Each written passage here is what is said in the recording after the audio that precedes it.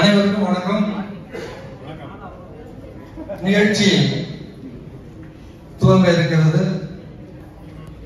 இன்று நமது நாடு ஒரு பதட்டமான சூழ்நிலையில் இருப்பதால் அதற்கு காரணம் காஷ்மீரில் நிகழ்ந்த ஒரு துயர சம்பவம். 26 அப்பாவி உயிர்களை பலி கொடுத்தோம். அதன் விளைவாக ஒரு பதட்டம் இந்தியா முழுவதும், குறிப்பாக காஷ்மீரில். எல்லோரும் செய்தித்தாள்கள் பார்த்திருப்பீர்கள். 3 மாதங்களுக்கு தேவையான உணவுப் பொருட்களை வைப்பில் வைக்கும்படி காஷ்மீர் மக்களுக்கு அறிவிக்கப்படுத்திருக்கிறது. இந்த ஒரு பதட்டமான ஒரு சூழ்நிலையில் இந்த விழா நிகழ்வதால் முதல் நிகழ்வாக அந்த 26 பேருக்கும் ஒரு மௌன அஞ்சலி செலுத்தும் விதமாக நான் இங்கே ஒரு மெழுகுவர்த்தி ஏற்றுகிறேன். அதைத் தொடர்ந்து 1 நிமிடம் மௌன அஞ்சலி செலுத்தலாம் என்று அனைவரையும் கேட்டுக்கொள்கிறேன்.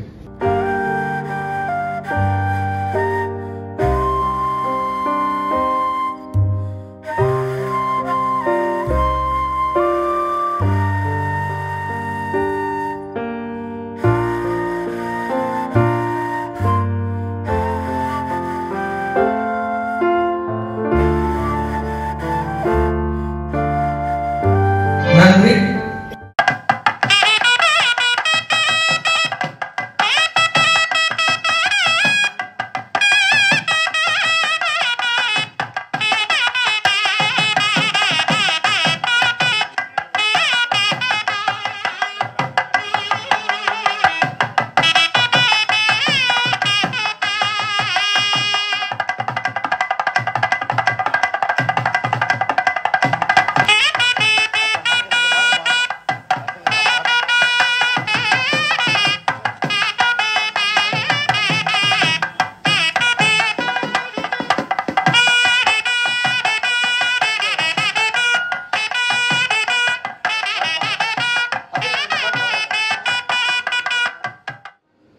நீராறும் கடலுடுத்த நிலமடைந்த கெழியொழுகும் சீராறும் வதனமென திகழ்பரத கண்டமிதில் தெக்கனமும் அதிசிறந்த திராவிடனல் திருநாடும் தக்க சிறு பிறை நுதலும் தரித்தனரும் திலகமுமே அத்திலக வாசலை போல் அனைத்துலகும் இன்பமுற எத்திசையும் புகழ் மணக்க இருந்த பெரும் தமிழனங்கே தமிழனங்கே உன் சீரிலமை திறம்பியந்து செயல் மறந்து வாழ்த்துதுமே வாழ்த்துதுமே வாழ்த்துதுமே. ஹாய், ஹலோ, நான் யார்? அதை பிறகு சொல்கிறேன். அனைவருக்கும் காலை வணக்கம். இந்த விழாவுக்கு பரிசளிப்பு விழா என்று வைக்காமல் அதென்ன வாசகர் விழா? காட்டில் பூக்கும் அழகான மலர்களை யாரும் ரசிப்பதில்லை. கடலில் பெய்யும் மழையால் எந்த பயனும் இல்லை. கனவில் வரும் காதலனை அல்லது காதலியை கொஞ்ச முடியுமா? ஒரு எழுத்தாளனின் படைப்பு ஒரு வாசகனால் படிக்கப்படும்போதுதான் அது முழுமையடைகிறது. இந்த போட்டியின் 12 முதல் கட்ட நடுவர்களில் 6 பேர் எழுத்தாளர்கள், இன்னும் 6 பேர் ரசனையான வாசகர்கள். அந்த 12 பேர் இவர்கள்தாம்.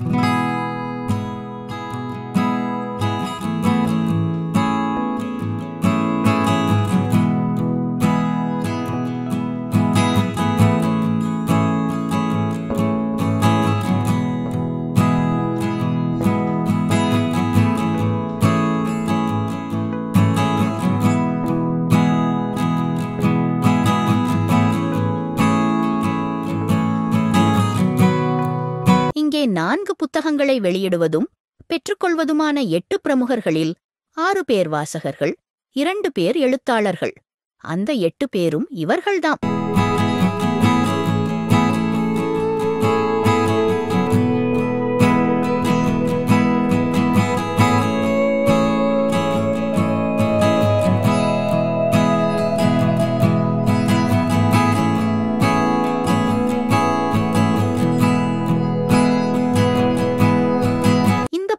வந்த மொத்த கதைகள் 734. அடுத்த கட்டத்திற்குத் தேர்வான கதைகள் 76. அவற்றிலிருந்து 5 பேர் கொண்ட குழுவால் தேர்வு செய்யப்பட்ட கதைகள் 30. அந்த 5 இவர்கள்தாம்.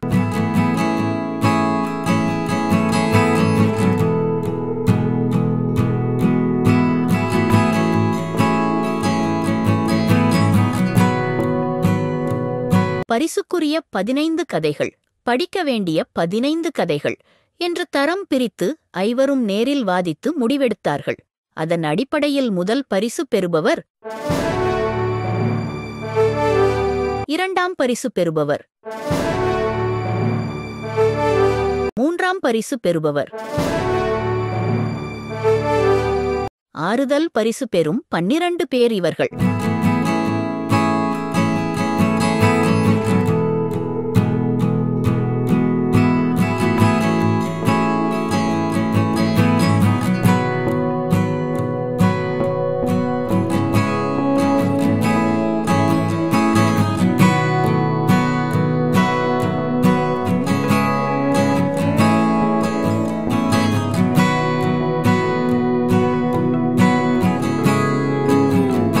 படிக்க வேண்டிய 15 கதைகளை எழுதியவர்கள் இவர்கள்.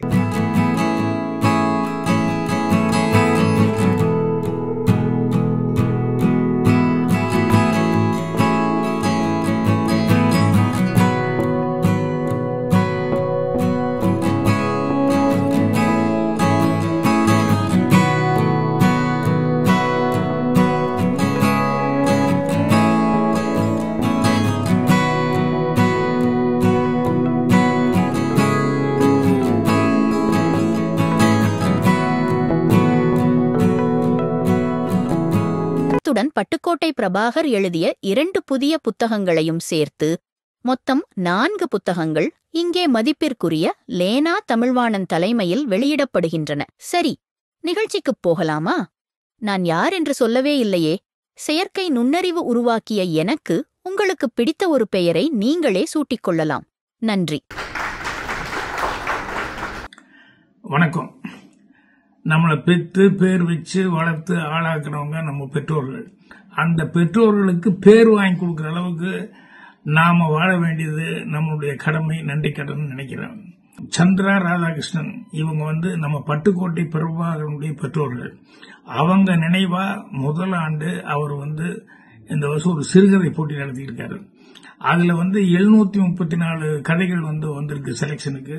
அதுல 15 பரிசுக்குரிய கதைகள்னு சொல்லி தேர்ந்தெடுத்திருக்காரு. 15 படிக்க வேண்டிய கதைகள்னு தேர்ந்தெடுத்திருக்காரு. ஆக 30 எழுத்தாளர்கள் அறிமுகமாகறாங்க. அது மட்டும் இல்லாமல் இவங்களுக்கெல்லாம் பரிசு முதல் பரிசு 10,000, 2ஆம் பரிசு 5,000, 3ஆம் பரிசு 2,000 அப்படி சொல்லி அறிவிச்சிருக்காரு. அது போக ஆறுதல் பரிசா 10 பேருக்கு தலா 1000 அப்படின்னு சொல்லி கொடுக்கிறாரு. இது என்ன பரிசு கொடுக்கறாங்க கூட இவ்வளவு எழுத்தாளர்களை அறிமுகப்படுத்துறது அவருடைய எழுத்தாளர் சமூகத்துக்கு அவர் செய்யக்கூடிய மிகப்பெரிய சேவையா நான் நினைக்கிறேன். அதனால இந்த விழா சிறப்புடன் நடக்கணும் அப்படின்னு சொல்லி அவருக்கு என்னுடைய நெஞ்சார்ந்த வாழ்த்துக்களை தெரிவிச்சுக்கிறேன்.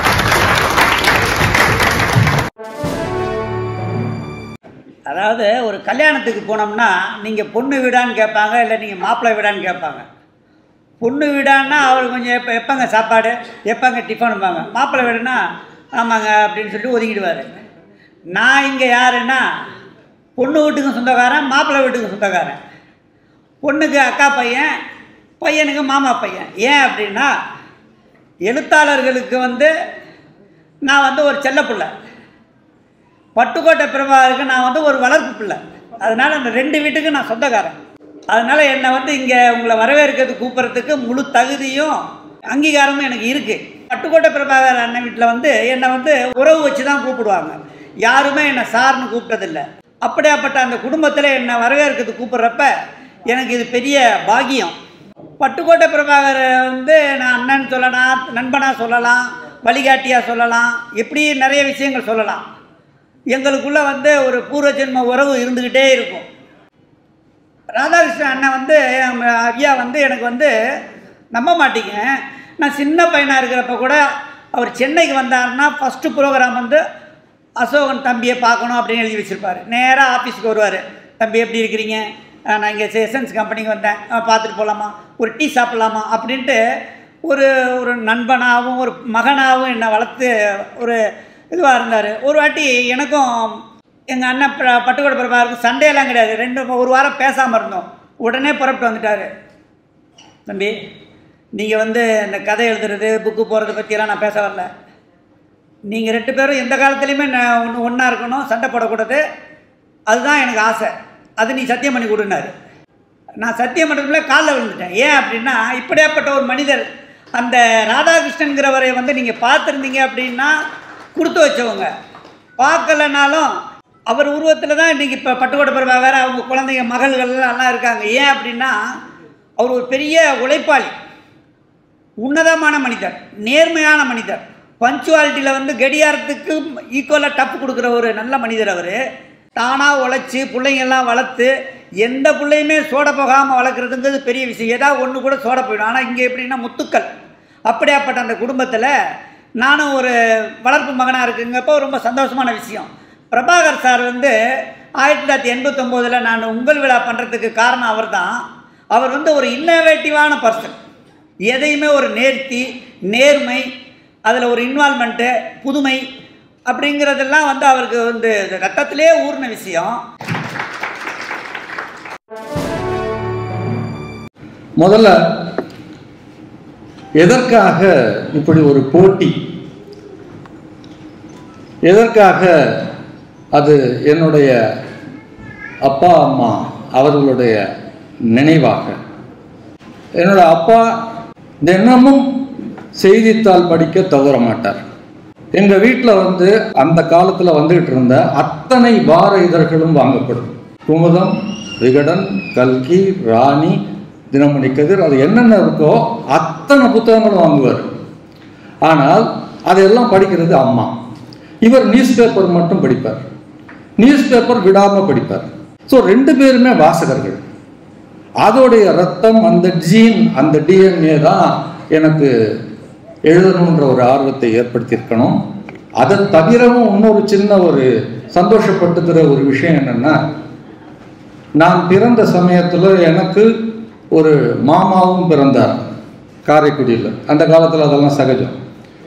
அம்மா பொண்ணு 2 பேருமே கர்ப்பமாக இருப்பாங்க. ஸோ அந்த மாதிரி அதுக்கப்புறமும் ஒரு மாமா பிறந்தார். அது அப்புறம் என் தம்பி பிறந்தப்போ அவருக்கு ஈக்குவலாக அந்த வயசுலேயும் ஒரு மாமா இருக்கார். ஸோ 9 பேர் என் தாத்தாவுக்கு பிறந்தவங்க. அதில் அப்போ பிறந்தப்போ 2 பேருக்குமே, அந்த மாமாவுக்கும் எனக்கும் கம்மியான 1 மாதமோ என்னமோ வித்தியாசம். 2 பேருக்கும் பேர் வைக்கணும். என்ன பேர் வைக்கலாம் அப்படின்றப்போ எங்கள் அம்மா குமுதம் படிக்கிறாங்க. குமுதத்தில் ஒரு கதை, அந்த கதையில் இணை பிரியாத நண்பர்கள் 2 பேர். ஒருத்தன் பேர் ரவிச்சந்திரன், ஒருத்தன் பேர் பிரபாகர். அவனுக்கு ரவிச்சந்திரன் வச்சாங்க, எனக்கு பிரபாகர்னு வச்சாங்க. ஸோ ஒரு பத்திரிகையிலேருந்து தான் எனக்கு பேரே வந்திருக்கு. பத்திரிகையிலேருந்து பேர் வாங்கினது அப்புறம், பத்திரிகை கதையிலேருந்து பேர் வாங்கினதுன்றது அதெல்லாம் ஒரு அடிப்படையான விஷயம்னு நினைக்கிறேன். சேரிட்டி அப்படின்னு சொல்லிட்டு ஒரு பெருசாக நான் பண்ணலை. ஏதோ சில இது கல்விக்காகவும் மருத்துவத்துக்காகவும் அப்பப்போ சில பேருக்கு பண்ணிட்டு வந்திருக்கேன், இப்பவும் பண்ணுறேன். ஆனால் நான் வளர்ந்த, என்னை வளர்த்து விட்ட இந்த எழுத்துத்துறைக்கு ஏதாவது செய்யணும், அதை நல்ல வாசகர்களான எங்கள் அப்பா அம்மா பேரில் செய்யணும் அப்படின்றது ரொம்ப நாள் கனவு. அது இப்போ தான் சாத்தியப்பட்டிருக்கு. இது முதல் வருடம், இனி தொடரும். இந்த ட்ரஸ்ட் இது கொஞ்சம் வளர்ந்த பிறகு இதனுடைய அடுத்த கட்டமாக இன்றைய வீச்சாக இருக்கிற அடுத்தடுத்த மீடியாவிலையும் போட்டிகள் நடத்தணுன்றது என்னுடைய ஆசை. ஏன்னா இப்போ எழுத்துத்துறை அப்படின்றது எப்படி இருக்குது, வாசகர்கள் எப்படி இருக்காங்க, எல்லாருக்குமே தெரிஞ்ச விஷயம். எல்லாமே அந்த செல்ஃபோன் அப்படின்ற ஒரு விஷயம் வந்த பிறகு என்டர்டெயின்மெண்ட் மூடே மாறிடுச்சு. அதனால் இப்போ வாசிக்கிறத விட கேட்பது, பார்ப்பது அதிகமாக இருக்கிறது இந்த காலகட்டத்தில். அதை சார்ந்து நான் அங்கேயும் இயங்கிட்டு இருக்கேன், சின்ன திரையிலையும் இயங்கிட்டு இருக்கிறேன், வெள்ளித்திரையிலையும் இயங்கிட்டு இருக்கேன். ஆகையால் அதிலும் குறும்படங்கள், திரைக்கதை போட்டி அப்படியெல்லாம் எதிர்காலத்தில் எப்போ முடியும்னு தெரியாது. ஆனால் இப்படி ஒரு சபையில் சொல்லிட்டா அது ஒரு உத்வேகம் கொடுக்குன்றதுனால அதுவும் எதிர்காலத்தில் செய்யணுன்ற ஒரு ஆசை, விருப்பம் எனக்கு இருக்குது.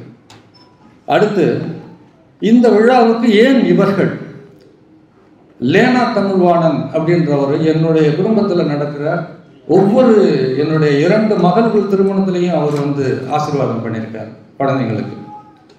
என் மனசுக்கு ரொம்ப இனியவர்.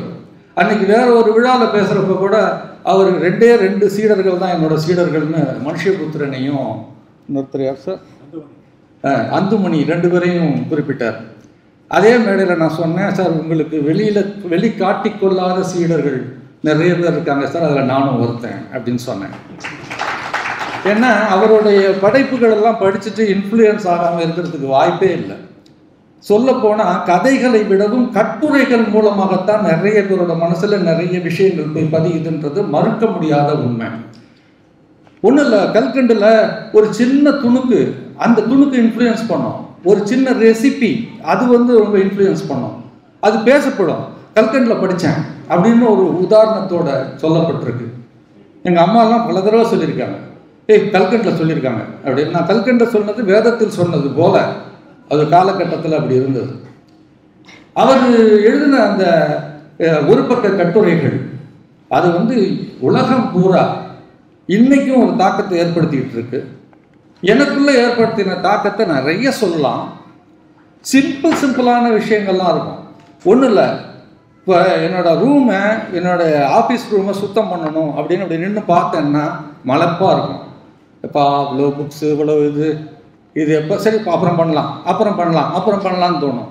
ஒரு கட்டுரை படித்தேன், இந்த மாதிரி ஒரு பெருசாக எதாவது சுத்தம் பண்ணணும்னு நினச்சா ஒரே நாளில் பண்ணணும்னு நினைக்காதீங்க.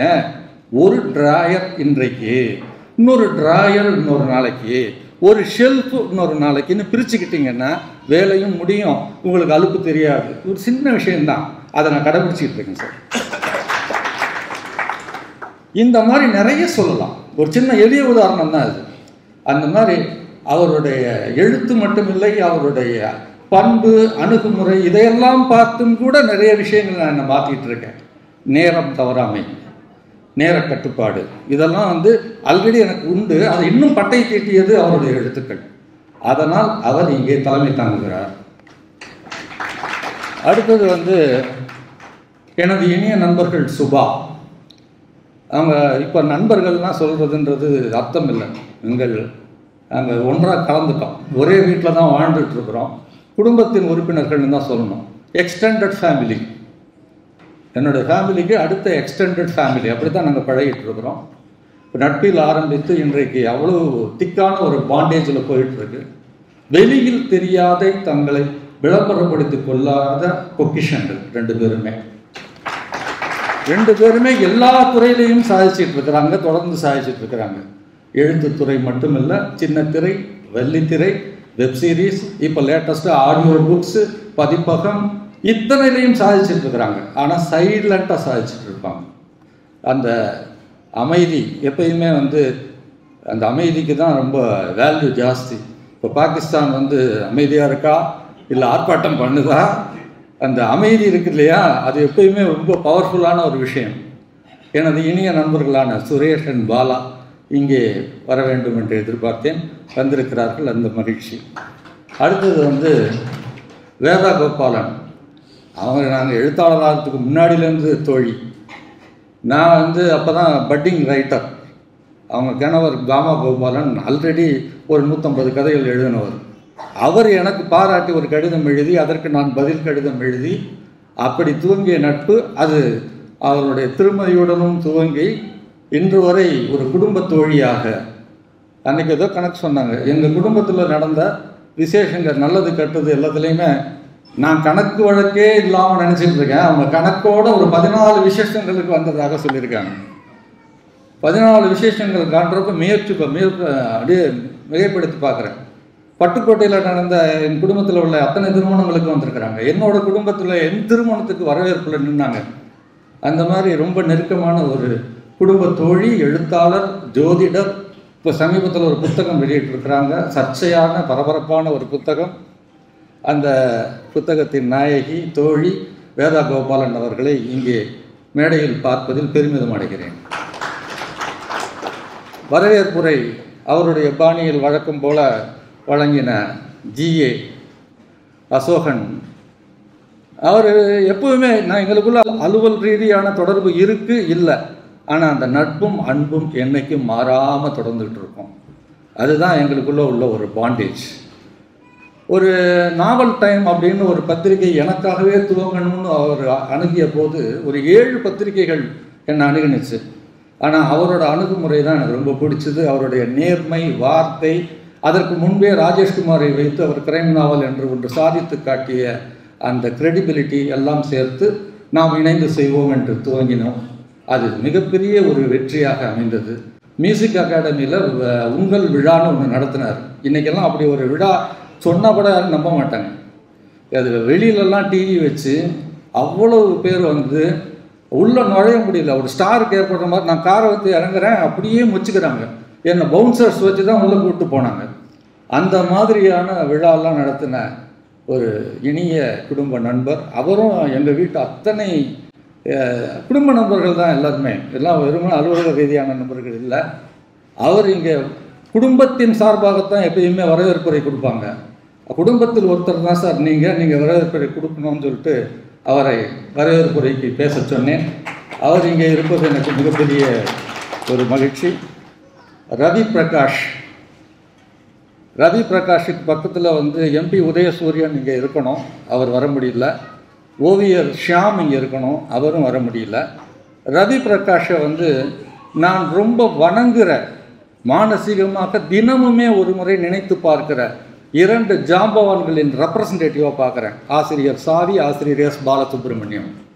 ஆனந்த விகடனின் ஆசிரியரும் சாவி பத்திரிகையின் ஆசிரியரும். அவர்கள் 2 பேரும் எனக்கு ரொம்ப மனதுக்கு நெருக்கமானவர்கள், காட்ஃபாதர்ஸ்ன்னு சொல்லலாம். 2 இடங்களிலுமே இவர் பணிபுரிந்திருக்கிறார். 2 பேரிடமுமே நற்பெயர் பெற்றிருக்கிறார். ஸோ அவர்களின் ஒரு ரெப்ரசன்டேட்டிவாகத்தான் இவர் இங்கே நிற்கிறார். எனக்கு இந்த விழாவுக்கு துணையாக நிற்கிறார் என்ற அந்த அடிப்படையில் தான் அவரை அழைத்திருந்தேன். அவர் வருகை தந்திருப்பதற்கு மிக்க மகிழ்ச்சி. புஸ்தகா ராஜேஷ் வந்து சமீபத்து சாதனையாளர். அவர் வந்து அந்த டிஜிட்டல், இனி உலகம் வந்து ஆடியோ அண்ட் டிஜிட்டல் உலகம்தான் அப்படின்றத கொஞ்சம் முன்னாடியே கணிச்சிட்டார். கணித்ததுனால மிக சிறப்பாக நிறைய ஆத்தர்ஸ், தமிழில் மட்டும் இல்லை, தெலுங்கில், கன்னடத்தில், ஹிந்தியில், பல மொழிகள்லையும் அணுகி அவங்களுடைய பல புத்தகங்களை டிஜிட்டலாக மாற்றி இருக்கிறார். அதை தொடர்ந்து பண்ணிகிட்டு இருக்கிறாரு புஸ்தகா அப்படின்றதில். அவர் மேலே எனக்கு உள்ள அன்பு, நம்பிக்கை அடிப்படையில் எனது அத்தனை புத்தகங்களையுமே அவருக்கு கொடுத்துருக்கிறேன். 400 டைட்டிலுக்கு மேலே அவர்கிட்ட தான் இருக்குது. டிஜிட்டல் வடிவத்தில் இருக்குது, ஆடியோ புத்தகத்தில் இருக்குது. இன்னும் செம்மையாக மேலும் மேலும் பல திட்டங்கள் வைத்து கொண்டு செயல்பட்டு கொண்டிருக்கும் அவர் இந்த விழாவில் ஒரு வாழ்த்துடன் இணையும் ஒரு பங்குதாரராக இருக்க வேண்டும் என்று நினைத்தேன். அவரும் ஒப்புக்கொண்டு இங்கே என்னுடைய புத்தகங்கள் எல்லாமே இங்கே காட்சிப்படுத்தப்பட்டிருக்கிறது. அது மட்டும் இல்லாமல் இப்போ வெளியிடப்பட போகிற இந்த 4 புத்தகங்களும் உங்கள் விற்பனைக்கு இருக்குது. இந்த 2 புத்தகங்களுக்கு நான் அத்தாரிட்டி, வெளியிடப்பட போகிற புது புத்தகங்களுக்கு. அவர்கிட்ட கேட்டுக்கிட்டேன், சார் நானும் 25% கொடுக்குறேன் சார் அப்படின்னாரு. அதனால் 25% தள்ளுபடியில் 4 புத்தகங்களுமே இங்கே அவைலபிள். அதை ஒப்புக்கொண்ட அவருக்கு ஒரு நன்றியுடன் அவரையும் வாழ்த்து வரவேற்கிறேன். ஒரே ஒரு செய்தியை மட்டும் நான் சொல்ல விரும்புகிறேன். இந்த கதை போட்டி அறிவித்தப்போ எந்த வகை கதை வேண்டுமானாலும் எழுதலாம் அப்படின்றத ஒரு அழுத்தம் திருத்தமாக ஒரு விதிமுறையில் சேர்த்திருந்தேன். ஏன்னா எப்பயுமே ஒரு பரிசு போட்டி, பரிசு கதை அப்படின்னு சொன்னால் அது மனதை உருக்குகிற, ஒரு தேச பிரச்சனையை சொல்கிற, ஒரு மகா சீரியஸான ஒரு கதையாகத்தான் இருக்க வேண்டும் என்று எந்த அவசியமும் இல்லை. ஏன்னா பல வெரைட்டி ஆஃப் ஸ்டோரிஸ் இருக்குது. இப்போ ஒரு உணவுன்னு எடுத்துக்கிட்டால் அத்தனை வெரைட்டி இருக்குது. அந்த மாதிரி வந்து கதைகள் அப்படின்றப்போ ஒரு மனதை உருக்கக்கூடிய ஒரு சீரியஸான கதைகள், குடும்ப கதைகள், அப்புறம் நகைச்சுவை கதைகள், சரித்திர கதைகள். இப்போ வாஷிங்டனில் திருமணம்லாம் அது ஒரு ஈடாகுமா? அந்த மாதிரி சுஜாதா எழுதின எத்தனை கிரைம் ஸ்டோரிஸ் இன்னொருத்தரால் அது மாதிரி எழுத முடியுமா? இவங்களுக்கு இந்த மாதிரியான பல வகை படைப்புகள் இருக்கிறப்போ ஒரு வகை படைப்புக்கு மட்டுமே பல அமைப்புகள் தொடர்ந்து விருதுகள் கொடுத்து கொண்டிருப்பது சரியா? நான் ஒரே ஒரு கேள்வி தான் வைக்கிறேன். இந்த அமைப்புகள் பல அமைப்புகள், ஆனால் இந்த சீரியஸான ரைட்டர்ஸையோ அந்த எழுத்துக்கோ நான் எப்போவுமே எதிரி கிடையாது. அவங்க அந்த அத்தனை கதைகளும் நானும் விரும்பி படிக்கிறவன். அந்த அடிப்படையில் தான் சாகித்ய அகாடமி விருது பெற்ற அத்தனை எழுத்தாளர்களுடைய பெயரையும் இங்கே போஸ்டரில் வைத்திருக்கிறேன். என்னோட இன்விடேஷனில் பின்னாடி அந்த எழுத்தாளர்கள் இதுவரை சாகித்ய அகாடமியில் விருது வாங்கின எல்லா ரைட்டர்ஸோட நேமையும் பின்னாடி கொடுத்துருக்கோம். ஆனால் ஒரு சில சீரியஸ் ரைட்டர்ஸ் எப்பவுமே பொழுதுபோக்கு எழுத்தாளர்கள்னு ஒரு வகைப்படுத்தி கட்டம் கட்டி ஒரு மேல்நோக்கு பார்வை பார்ப்பதை நான் கண்டிக்கிறேன். அது தவறு. அது எவ்வளவு கஷ்டம்னு எழுதி பார்க்குறவங்களுக்கு தான் தெரியும். அது எவ்வளோ தூரம் மக்களை வாசகர்களை எங்கேஜ் பண்ணுதுன்றதையும் அது வாசகர்களுக்கு தெரியும். அதனால தான் இந்த போட்டி கதைகளில் தேர்வு செய்யப்பட்ட முதல் கதை, இரண்டாவது கதை, மூன்றாவது கதை, மூன்று ஜேர்னர், ஒன்று சயின்ஸ் ஃபிக்ஷன், ஒன்று ஃபேமிலி, ஒன்று நாட்டுப்பற்று, இப்படி தான் செலக்ட் பண்ணோம். நாங்கள் பேசுகிறப்பே இந்த மாதிரி எல்லா வெரைட்டிலையும் நம்ம அங்கீகாரம் கொடுக்கணும்னு. மிச்சம் கொடுக்கப்பட்ட 12 கதைகளும் வேறு வேறு வெரைட்டி ஜேர்னரில் இருக்குது. தயவுசெய்து அந்த புத்தகங்களை படிங்க. 2 புத்தகத்தையும் படித்து பாருங்கள், வெரைட்டி தெரியும். ஸோ வெரைட்டிக்கு இம்பார்ட்டன்ஸ் கொடுக்கணுன்றது என்னுடைய விருப்பத்தில் ஒன்றாக இருந்தது. அந்த அடிப்படையில் தான் அந்த போட்டி நடத்தப்பட்டது. நான் எல்லா அமைப்புகளையும் கேட்டுக்கிறேன், சாகித்ய அகாடமி உள்பட பிரிவு வைங்க. பல பிரிவுகள் வேண்டும். இப்போ ஆஸ்கார் அவார்ட்லேயே பாப்புலர் ஃபில்ம் அப்படின்னு ஒன்று இருக்குது. இந்தியன் அவார்ட்லேயே பாப்புலர் ஃபில்ம், பெஸ்ட் என்டர்டைனர் அப்படின்னு ஒன்று இருக்குது. ஏன் என்டர்டெயின்மெண்ட் வேண்டாமா? ஏன் அந்த மாதிரியான வகை படைப்புகளுக்கு நீங்கள் ஒரு பிரிவு பிரிக்கக்கூடாது? சீரியஸ் லிட்ரேச்சர் தேவை. ஆனால் யோசித்து பார்த்தா எந்த லிட்ரேச்சரும் கொஞ்ச காலத்திற்கு ஒரு மனசுக்கு ஒரு சந்தோஷத்தை கொடுக்குதே ஒழிய அப்படியே புரட்டி போட்டுடுதா அப்படின்றது ரொம்ப யோசிக்க வேண்டிய ஒரு கேள்வி. உதாரணமாக திருக்குறளை விட ஒரு மிகப்பெரிய உன்னதமான காவியம் இருக்க முடியுமா? 2000 வருஷத்துக்கு முன்னாடி எழுதப்பட்டது. உலகத்தின் அத்தனை மொழிகளிலும், பைபிளுக்கு அடுத்தபடியாக அத்தனை மொழிகளிலும் மொழிபெயர்க்கப்பட்டது. இவ்வளோ பெருமை பேசுகிறோம். நம்ம பிரதமர் பேசுகிறாரு, நம்ம தமிழ்நாடு அரசு திருக்குறளுக்காக அவ்வளவு செய்து. ஏன் திருக்குறளில் உள்ள நல்ல விஷயங்கள் மக்கள் மனசில் போய் சேரலை? இன்றைக்கு நாட்டில் அதோட ரியாக்ஷன் என்ன இருக்குது? ரியாக்ஷன் தானே பேசணும். மக்களுடைய மனம் பண்பட்டிருக்கா? திருக்குறளால் நான் பண்பட்டேன்னு சொல்லிட்டு எத்தனை பேரால் கை தூக்க முடியும்? ஒரு ஹரிச்சந்திரன் நாடகம் மகாத்மா காந்திய அகிம்சை, பொய் சொல்லக்கூடாதுன்ற சத்தியத்துக்கு திருப்பினுச்சுன்னா அது மாதிரி எத்தனை படைப்புகளை எத்தனை பேர் உதாரணம் சொல்லியிருக்காங்கன்னு சொல்லுங்க. அப்போ இலக்கியம் அப்படின்றது ரசிக்க மட்டுமா?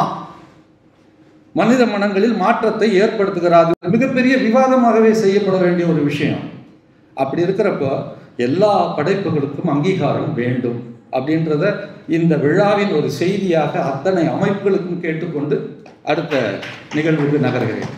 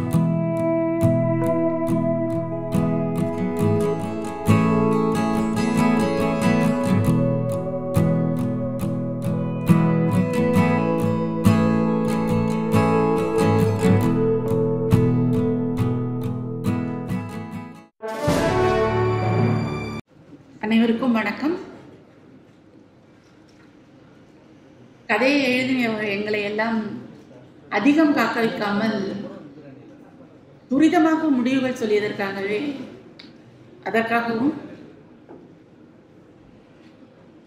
பாரபட்சமின்றி நேர்மையாகவும் தூய்மையாகவும் தெரிவு செய்ததற்காகவும் முன்பின் கேட்டறியாத ஒரு ராயல்ட்டியும் வழங்கப்படும் என்று அன்பளிப்பாக தந்த தங்கள் பெருந்தன்மைக்காகவும் எல்லோரும் குறிப்பிட்டது போல விழா நாயகர், போட்டியின் நிறுவனர், மரியாதைக்குரிய திருமிகு பட்டுக்கோட்டை பிரபாகர் ஐயா அவர்களுக்கும் அனைத்து நடுவர் பெருமக்களுக்கும், எனக்கு தெரிந்த தெரியாத, நான் அறிந்த அறியாத அனைத்து நண்பர்களுக்கும், என் எழுத்தை வாசிக்கிற வாசக பெருமகளுக்கும் இறைவன் அருளால் உங்கள் அனைவரையும் நான் கடவுளின் பிரதிநிதியாகவே கருதுகிறேன். அதையும் தெரிவித்துக் கொள்கிறேன். இன்னொன்று, நான் பெற்ற இந்த பரிசு என்னுடைய கதைக்கு மட்டும் உரித்தானது என்று நான் நினைக்கவில்லை. இந்த போட்டிக்காக எழுதிய எல்லா எழுத்தாளர்களுக்கும் அதில் உரிமையுண்டு என்றே நான் நினைக்கிறேன். ஏனென்றால் எல்லா கதைகளையுமே எழுதுகிறவர்கள் ஒரு நல்லுணர்வை முன்வைத்து எழுதுவார்கள். அனைத்து எழுத்தாளர்களின் பிரதிநிதியாக நான் இந்த பரிசை பெற்றுக்கொள்கிறேன் என்று தெரிவித்துக் கொள்கிறேன்.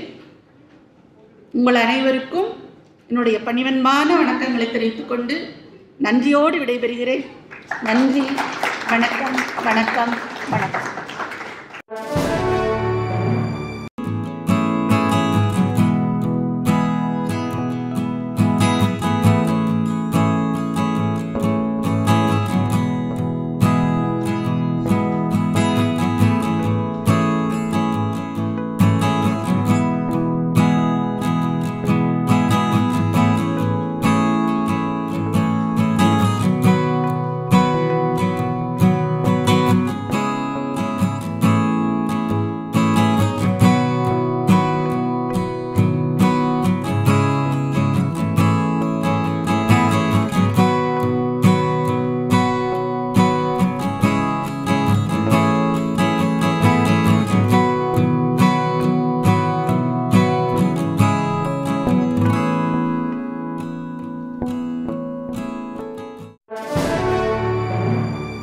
அனைவருக்கும் வணக்கம். குறிப்பாக இங்கே வந்திருக்கும் எனது மரியாதைக்குரிய இயக்குனர், பண்பின் உறைவிடம் திரு எஸ்பி முத்துராமன் அவர்களுடைய பாதம் பணிந்து நமஸ்காரங்களை தெரிவித்துக் கொண்டு பேசத் தொடங்குகிறேன். வாங்க எழுதலாம், அது தலைப்பு. ஆனால் இனிமே தான் கூப்பிட்டு எல்லோரும் எழுத வரணும் அப்படின்லாம் இல்லை. எல்லாருமே இப்போ எழுத வந்தாச்சு. முன்னெல்லாம் நம்ம ஃபோட்டோ எடுக்கணும்னா ஸ்டுடியோவுக்கு போவோம், இல்லாட்டா ஏதாவது ஃபோட்டோகிராஃபர் நமக்கு தெரிந்த ஃபோட்டோக்களை வீட்டுக்கு வர வச்சு எடுத்துப்போம். ஆனால் இப்போ எல்லா கையிலையுமே செல்ஃபோன், ஸ்மார்ட் ஃபோன்லாம் இருக்கிறதுனால ஃபோட்டோகிராஃபர் உதவி நமக்கு தேவையில்லை, நாமளே எடுத்துக்கிறோம். நமக்கு எல்லாமே செல்ஃபி. அது மாதிரி தான் எழுத்தும். முன்னாடி நம்ம ஏதாவது ஒரு பத்திரிக்கை போடுவோம், நம்ம இப்போ எந்த பத்திரிக்கையாவது நம்ம கதையை போட மாட்டாங்களான்ற ஒரு தாகம், ஒரு வேகம்லாம் இருந்தது, இப்பயும் இருக்குது. பட் ஆனால் அந்த வேகம் இப்போ குறைஞ்சிருக்கு. ஏன்னா பிளாக்னு வந்தாச்சு, ஃபேஸ்புக் வந்தாச்சு, வலைத்தளம் வந்தாச்சு. எல்லாமே நம்ம எழுதுறத உடனுக்குடன் நம்ம பொதுமக்களுடைய பார்வைக்கு கொண்டு போக முடியுது. நாம் என்ன எழுதுகிறோமோ அதை எழுத முடியுது. இப்போ ஏதாவது ஒரு பதிப்பகம் நம்ம புக்கை போட மாட்டாங்களான்னு யாருமே ஏங்க வேண்டிய அவசியம் இல்லை. இப்போ அமேசான் கிண்டில் வந்துருச்சு, இப்போ பிரதிலிபி வந்துருச்சு. சொன்ன உடனே புக்கு வந்துடும். முன்னாடியெல்லாம் 1000 1500 காப்பிகள் அடித்து வைக்கணும். இப்போ அப்படி கிடையாது. இப்போ பிரிண்ட் ஆன் டிமாண்டுன்னு சொல்லிட்டு 10 புக்கு கூட அடித்து வச்சுக்கலாம். ஸோ எழுத்தை பொறுத்த வரைக்கும் குறையொன்றுமில்லை, மறைமூர்த்தி கண்ணா, அப்படி தான் இருக்குது. ஸோ எங்கெங்கு காணினும் எழுத்தாளர்கள் அப்படின்ற நிறைந்திருக்கிற இந்த சபையில் வாங்க எழுதலாம்ங்கிறத விட வாங்க சிறப்பாக எழுதலாம்னு ஒரு அட்வர்ட் சேர்த்துக்கலான்னு பார்க்குறேன். சிறப்பாக வளரும் எழுத்தாளர்கள் எழுதுறதுக்கு சுஜாதாவிலிருந்து நிறைய ஜாம்பவான்கள் ஏகப்பட்ட டிப்ஸ்கள் கொட்டிட்டு போயிருக்காங்க. அதை தாண்டி சொல்கிறதுக்கு எதுவுமே இல்லை. ராக்கிரா எப்படி கதை எழுதுவதுன்னு புக்கே எழுதிட்டார். ஸோ இங்கே நான் சின்ன சின்ன விஷயங்களை மட்டும் கவனத்துக்கு கொண்டு வரலான்னு ஆசைப்பட்றேன். ஏன்னா எழுத்துங்கிறது பெரிய கடல், நம்ம அதில் ஒன்றும் பண்ண முடியாது. ஸோ சின்ன சின்ன நுட்பங்களை மட்டும் லைட்டாக சொல்லிட்டு போகலான்னு பார்க்குறேன். எழுதின உடனே அதை ஏதாவது ஒரு பத்திரிக்கைக்கோ இல்லை போட்டிக்கோ அனுப்பி வைக்கவே கூடாது, உடனடியாக அனுப்பிச்சிடக்கூடாது. சுஜாதா சொல்வார், ஒரு கதை எழுதுனா 10 நாள் எங்கேயாவது தூக்கி பறன் மேலே போட்டுடு, அதுக்கப்புறம் உன் வேலையை பார். 11ஆவது நாள் எடுத்து அந்த கதையை படித்தா உனக்கே மறந்து போயிருக்கணும் அந்த கதை. நீ புது வாசகனாக அந்த கதையை படித்தாதான் அந்த கதையில் இருக்கிற குறைகள், வாக்கிய குளறுபடிகள், இந்த வார்த்தைக்கு பதிலாக இந்த வார்த்தை போட்டிருக்கலாமே அப்படிங்கிற ஒரு எண்ணம், சில இடங்களில் போர் அடிக்கும் உனக்கே படித்தா, அது இந்த மாதிரியான இடங்களெல்லாம் வந்து சரி பண்ணிக்கிட்டு அதுக்கப்புறம் திருத்தி மறுபடியும் போடும் அப்படின்னு அவர் சொல்லியிருக்காரு. ஆனால் எல்லாம் கேட்கலாம். இப்போ ஃபாஸ்ட் யுகமாக போயிட்டு இதில் வந்து 10 நாள்லாம் கழித்து வச்சு எடுக்க முடியுமா? ஒரு கதை போட்டுன்னா ஒரு குறிப்பிட்ட நாள் எழுதினா முதல் நாள் தான் நமக்கு எழுதி முடிக்கணும்னா போட்டு தான் ஆகணும். சரி, இந்த டிப்ஸை கொடுத்த சுஜாதாவே அப்படி பண்ணுவாரா அப்படின்னு கேட்டால் இல்லை. நான் வந்து புஷ்பா தங்கதரியோட, அவர் தான் என்னை பத்திரிகை உலகில் சேர்த்து விட்ட ஒரு சாவிக்கிட்ட, அவர் வீட்டுக்கு நான் அடிக்கடி போகிறது உண்டு. நான் அங்கே பார்த்து வியந்த ஒரு சீனை சொல்கிறேன். நானும் குமுதம் பாலியும் புஷ்பா தங்கதரி வீட்டில் இருக்கோம். எங்களோட ஏதோ பேசிக்கிட்டு இருக்காரு, வானவியல் சாஸ்திரம் அதுன்னு அவருக்கு என்ன ஆர்வம் உண்டோ அதெல்லாம் பேசிக்கிட்டு இருக்காரு. அப்போ ஒரு பையன் வரான், சார் பத்திரிகையிலேருந்து வந்திருக்கேன், கதை வாங்கிட்டு சொன்னாங்க, தொடர்கதை சாப்டர். என்ன பத்திரிகை? என்ன? அமுத சுரபி. அப்படியா, என்ன கதை? யார்? இவர் தான் எழுதுறாரு. அந்த பத்திரிகையில் என்ன கதை எழுதுறான்னு இவருக்கே தெரியல. என்ன கதை?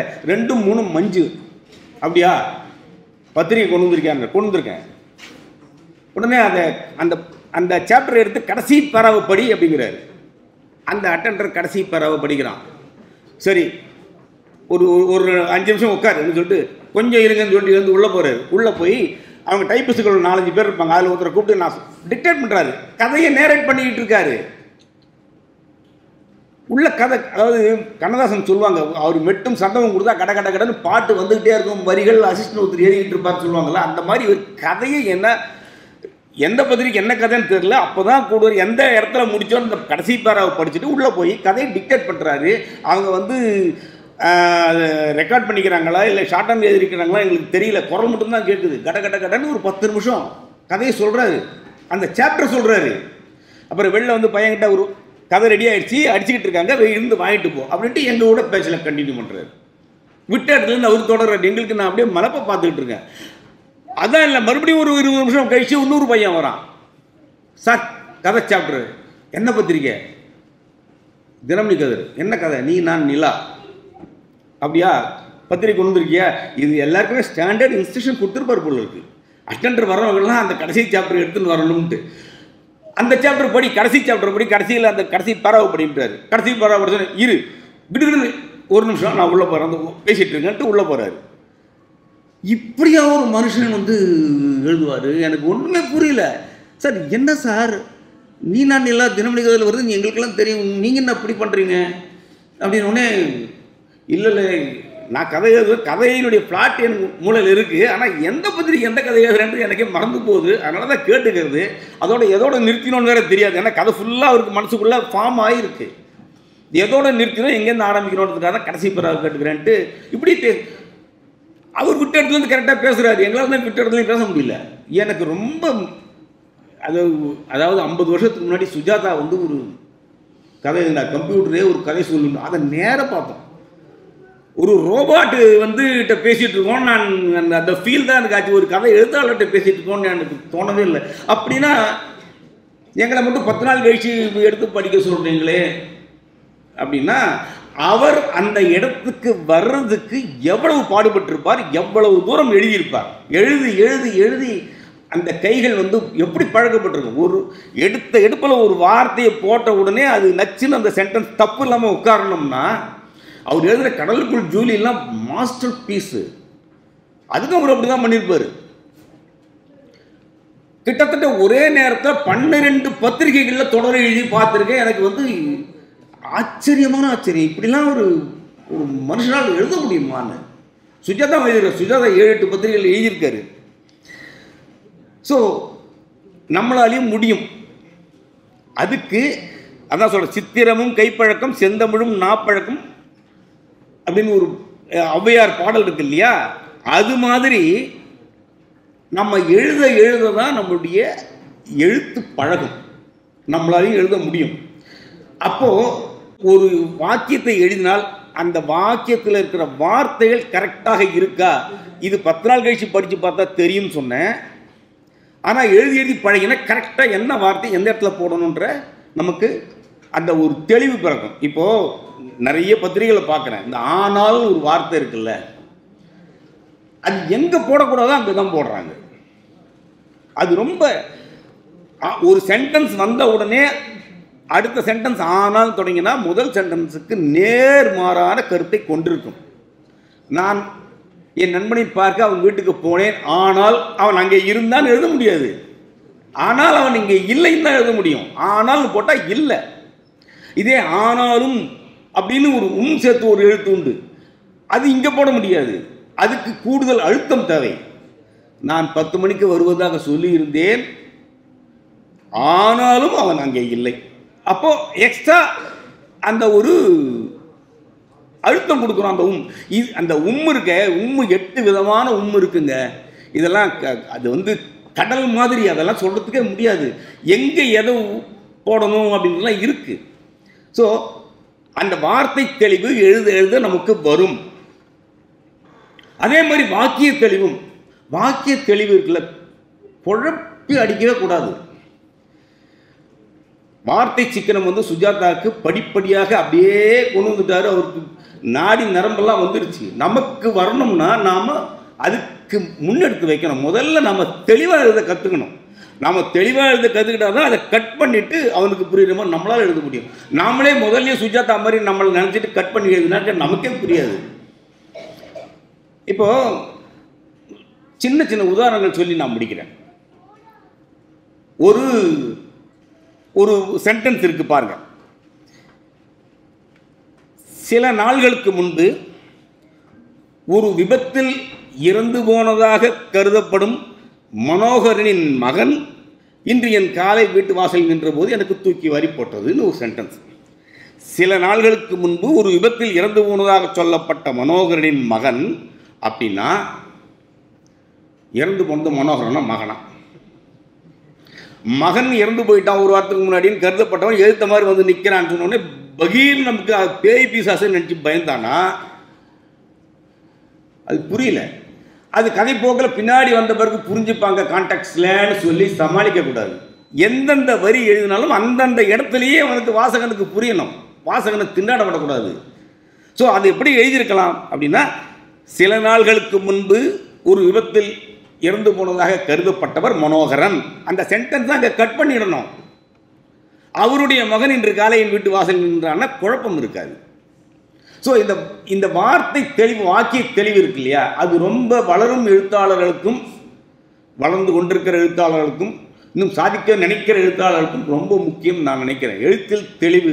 நான் என்னுடைய கதையெல்லாம் படித்து செலக்ட் பண்ணும்போது மார்க் கம்மியாக போட்டேன்னு சொன்னாங்க. எனக்கு படிக்கிறதுக்கு தலை சுத்தலாக இருந்ததெல்லாம் இப்படி வடிகட்டியிருக்கேன். நான் அப்படி தான் பண்ணுறேன். நான் எனக்கு முதல்ல புரியணும், நான் ஒரு வாசகனாக இருந்தாலும் நான் படிக்கிறேன். நான் அவர் அப்படி எழுதியிருப்பாரோ நானாக ஊகம் பண்ணிட்டு நான் மார்க் கொடுக்க விரும்பலை, எனக்கு புரியலை. அப்படிதான். ஸோ ஒரு பத்திரிகையில், அந்த பத்திரிகை பேர் சொல்ல விரும்பல, அதில் வந்து தொடராக ஒரு கட்டுரை, வாரம் ஒரு கட்டுரை எழுதி கொண்டு வந்தார் ஒரு அரசியல் பிரமுகர். ஒரு வாரம் அந்த கட்டுரை தொடர் வரல. அதுக்கு அடுத்த அந்த இஷ்யூவில் வந்து அவங்க ஒரு அனௌன்ஸ்மெண்ட் வச்சுருந்தாங்க. இது வந்து நிஜமாக நடந்தது, நான் படித்து குபுக்குன்னு சிரித்தது. சாவியில் ஒர்க் பண்ணும்போது அந்த நிகழ்ச்சி நடந்தது வேற ஒரு பத்திரிகையில். என்ன எழுதியிருந்தாங்கன்னா, இந்த இதழில் வெளியிடப்படாமல் நிறுத்தி வைக்கப்பட்ட நினைத்து பார்க்கிறேன், இது டம்மியாக நான் கொடுக்குற அந்த டைட்டில், அதை மனசில் வச்சுக்காதீங்க. இந்த இதழில் வெளியிடப்படாமல் நிறுத்தி வைக்கப்பட்ட நினைத்து பார்க்கிறேன் கட்டுரை தவிர்க்க முடியாத காரணங்களால் கட்டாயம் அடுத்த இதழில் வெளியாகும். அப்போ என்ன அப்படி ஒரு நெருக்கடி வந்துருச்சு அவருக்கு, அந்த பத்திரிகைக்காரங்களுக்கு? இந்த அனௌன்ஸ்மெண்ட்டை இப்படியா எழுதுவாங்க? அது வரலங்கிறத தெரிவிக்கிற அனௌன்ஸ்மெண்ட் இல்லையா? தவிர்க்க முடியாத காரணங்களால் இந்த இதழில் அந்த கட்டுரை வெளியிடப்படாமல் நிறுத்தி வைக்கப்பட்டது. கட்டாயம் அது அடுத்த இதில் வெளியாகும் நல்லவா எழுதியிருக்கணும். இது அந்த பத்திரிகையில் இருக்கிற சப் எடிட்டர் தான் எழுதுறாங்க. ஸோ அவங்களுக்கும் தான் சொல்கிறேன் நான்.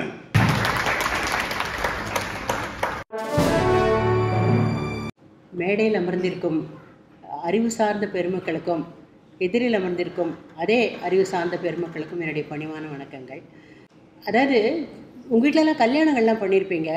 கல்யாணம் போது எல்லாரும் கரெக்டாக வந்திருப்பாங்க. ஏதோ ஒரு அத்தையோ சித்தியோ என்னை நீ சரியாக கூப்பிடல, என்னுடைய எங்கள் வீட்டு வேலைக்காரனை நீ சரியாக கூப்பிடல அப்படின்னு சொல்லி 2 பேராவது ஆப்சென்ட் ஆகிருப்பாங்க கல்யாணத்தில்.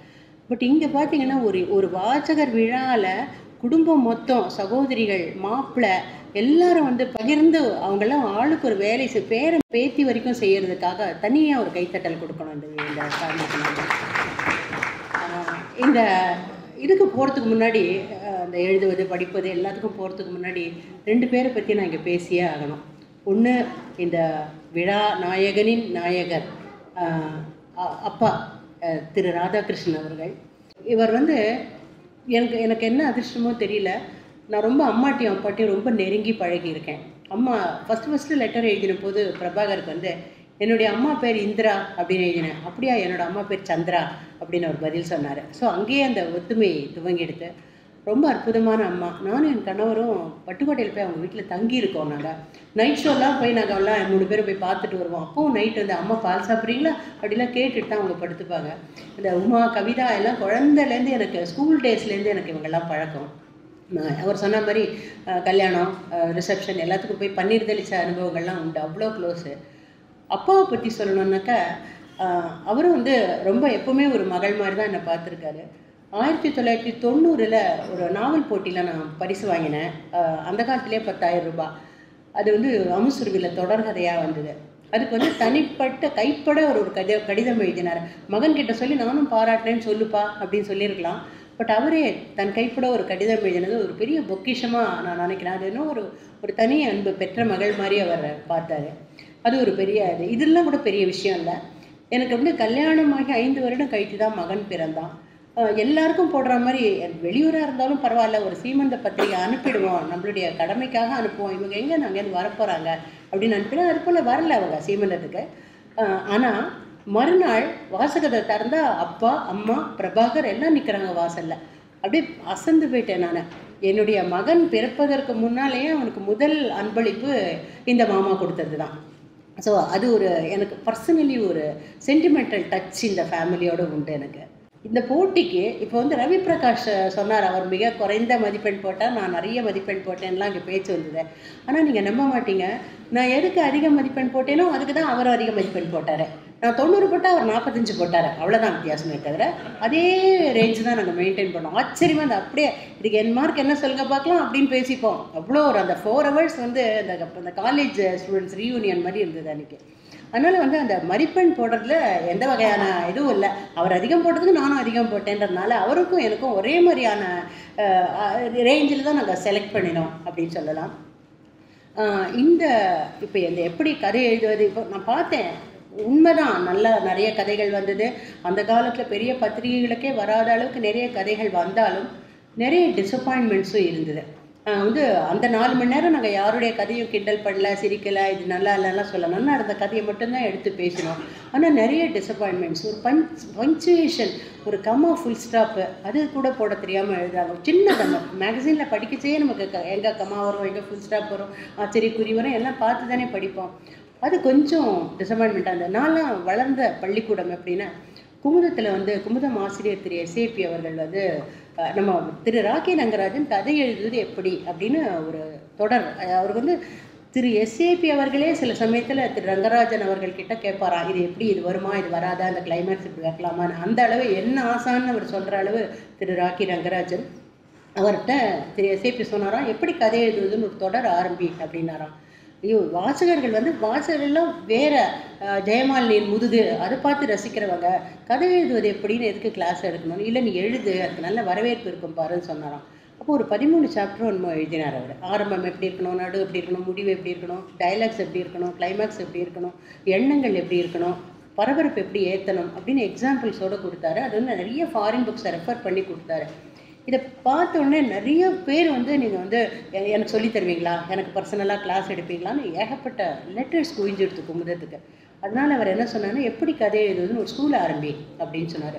திரு ராக்கி ரங்கராஜன் கதை எழுதுவது எப்படின்னு ஒரு பள்ளிக்கூடம் ஆரம்பித்தார். அது என்னன்னாக்கா, பெரிய இன்றைக்கி நீங்கள் டாப் ரைட்டர்ஸ்னு யாரெல்லாம் சொல்லுவீங்களோ எல்லாரும் அதில் வந்து சேர்ந்துட்டாங்க. சார் நானும் சப்ஸ்கிரிப்ஷன் கொடுக்கணும்னு, நீ கொடுக்க போகிறதில்ல, வெயிட் பண்ணு அப்படின்னு. அந்த வழக்கம் போல தான் போட்டிக்கு கதை எழுதாதவங்களை ஜட்ஜ் ஆக்கிற மாதிரி அதே கதை தான். நீ வந்து எனக்கு அசிஸ்டண்ட்டாக இருக்க போகிற. என்னாச்சுன்னா ஒரு 10 சாப்டர்ஸாக எடுத்துட்டார். ஆரம்பம், நடு, முடிவு, கிளைமேக்ஸு, பரபரப்பு, டைலாக்ஸ் இப்படி எடுத்துனோடனே ஒன்றுத்துக்கும் எக்ஸசைசஸ் கொடுத்தாரு. கதைகள் வர ஆரம்பிச்சிது. இவருக்கு வந்து ஒரு 200-300 ஸ்டூடெண்ட்ஸ் சேர்ந்துட்டாங்க. ஒவ்வொருத்தரும் 10 கதைகள் அனுப்புவாங்க ஒரு இதுக்காகவும். அப்போ நீ இந்த கதைகள்லாம் படித்து இதை வந்து சுருக்கம் மேலே எழுதி இதை எப்படி வேறு மாதிரி இன்னும் பெட்டராக எழுதலான்னு சஜஷன்ஸ் எழுதி கொடு, அதுக்கப்புறம் நான் ஃபர்தராக எல்லாம் பண்ணுறேன்னு.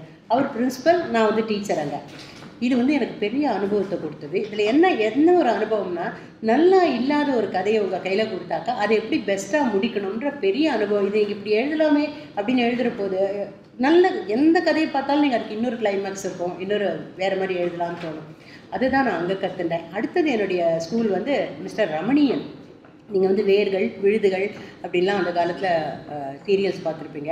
சித்தி, மிக மிக பிரபலமான சித்தி பார்த்துருப்பீங்க. அந்த சித்தியில் நான் ரமணியனுக்கு அசிஸ்ட் பண்ணினேன். அப்போது எனக்கு ஒரே ஒரு சுலபமான சுவாரஸ்யமான வேலை கொடுத்தாரு.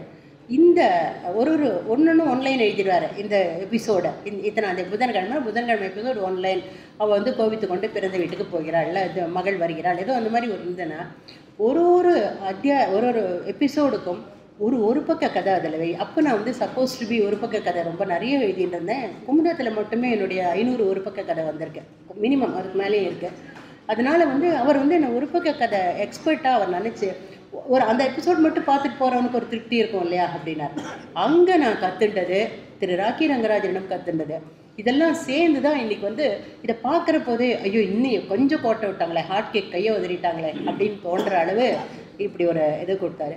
ஸோ இப்போ கடைசி பகுதிக்கு வந்துட்டேன்ற நல்ல நியூஸை எல்லாத்தையும் சொல்லி, last but not the least, நான் வந்து மிஸ்டர் பிரபாகரை இதுக்கு முதல்ல வந்து என்ன முதல் கட்டம் 2ஆம் கட்டம் எல்லாம் சொன்னார். இதுக்கெல்லாம் தேர்ந்தெடுக்கணும், வேதா இது செய்வா, இதனை இவள் முடிக்கும் என்றாய்ந்து அப்படின்னு கொடுத்த அந்த இதுக்காக ரொம்பவே நன்றி கடன் பட்டிருக்கேன். அவங்க குடும்பத்தில் எல்லாருமே என் குடும்பம் தான்.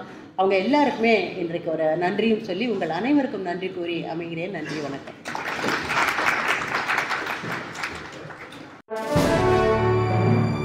எல்லோருக்கும் வணக்கம். கதைகளும் கதாசிரியர்களும் அப்படின்ற போது ஒரு கதாசிரியரை பற்றி முதல்ல பேசலாம்னு நினைக்கிறேன். நண்பர் பிகேபி பற்றி.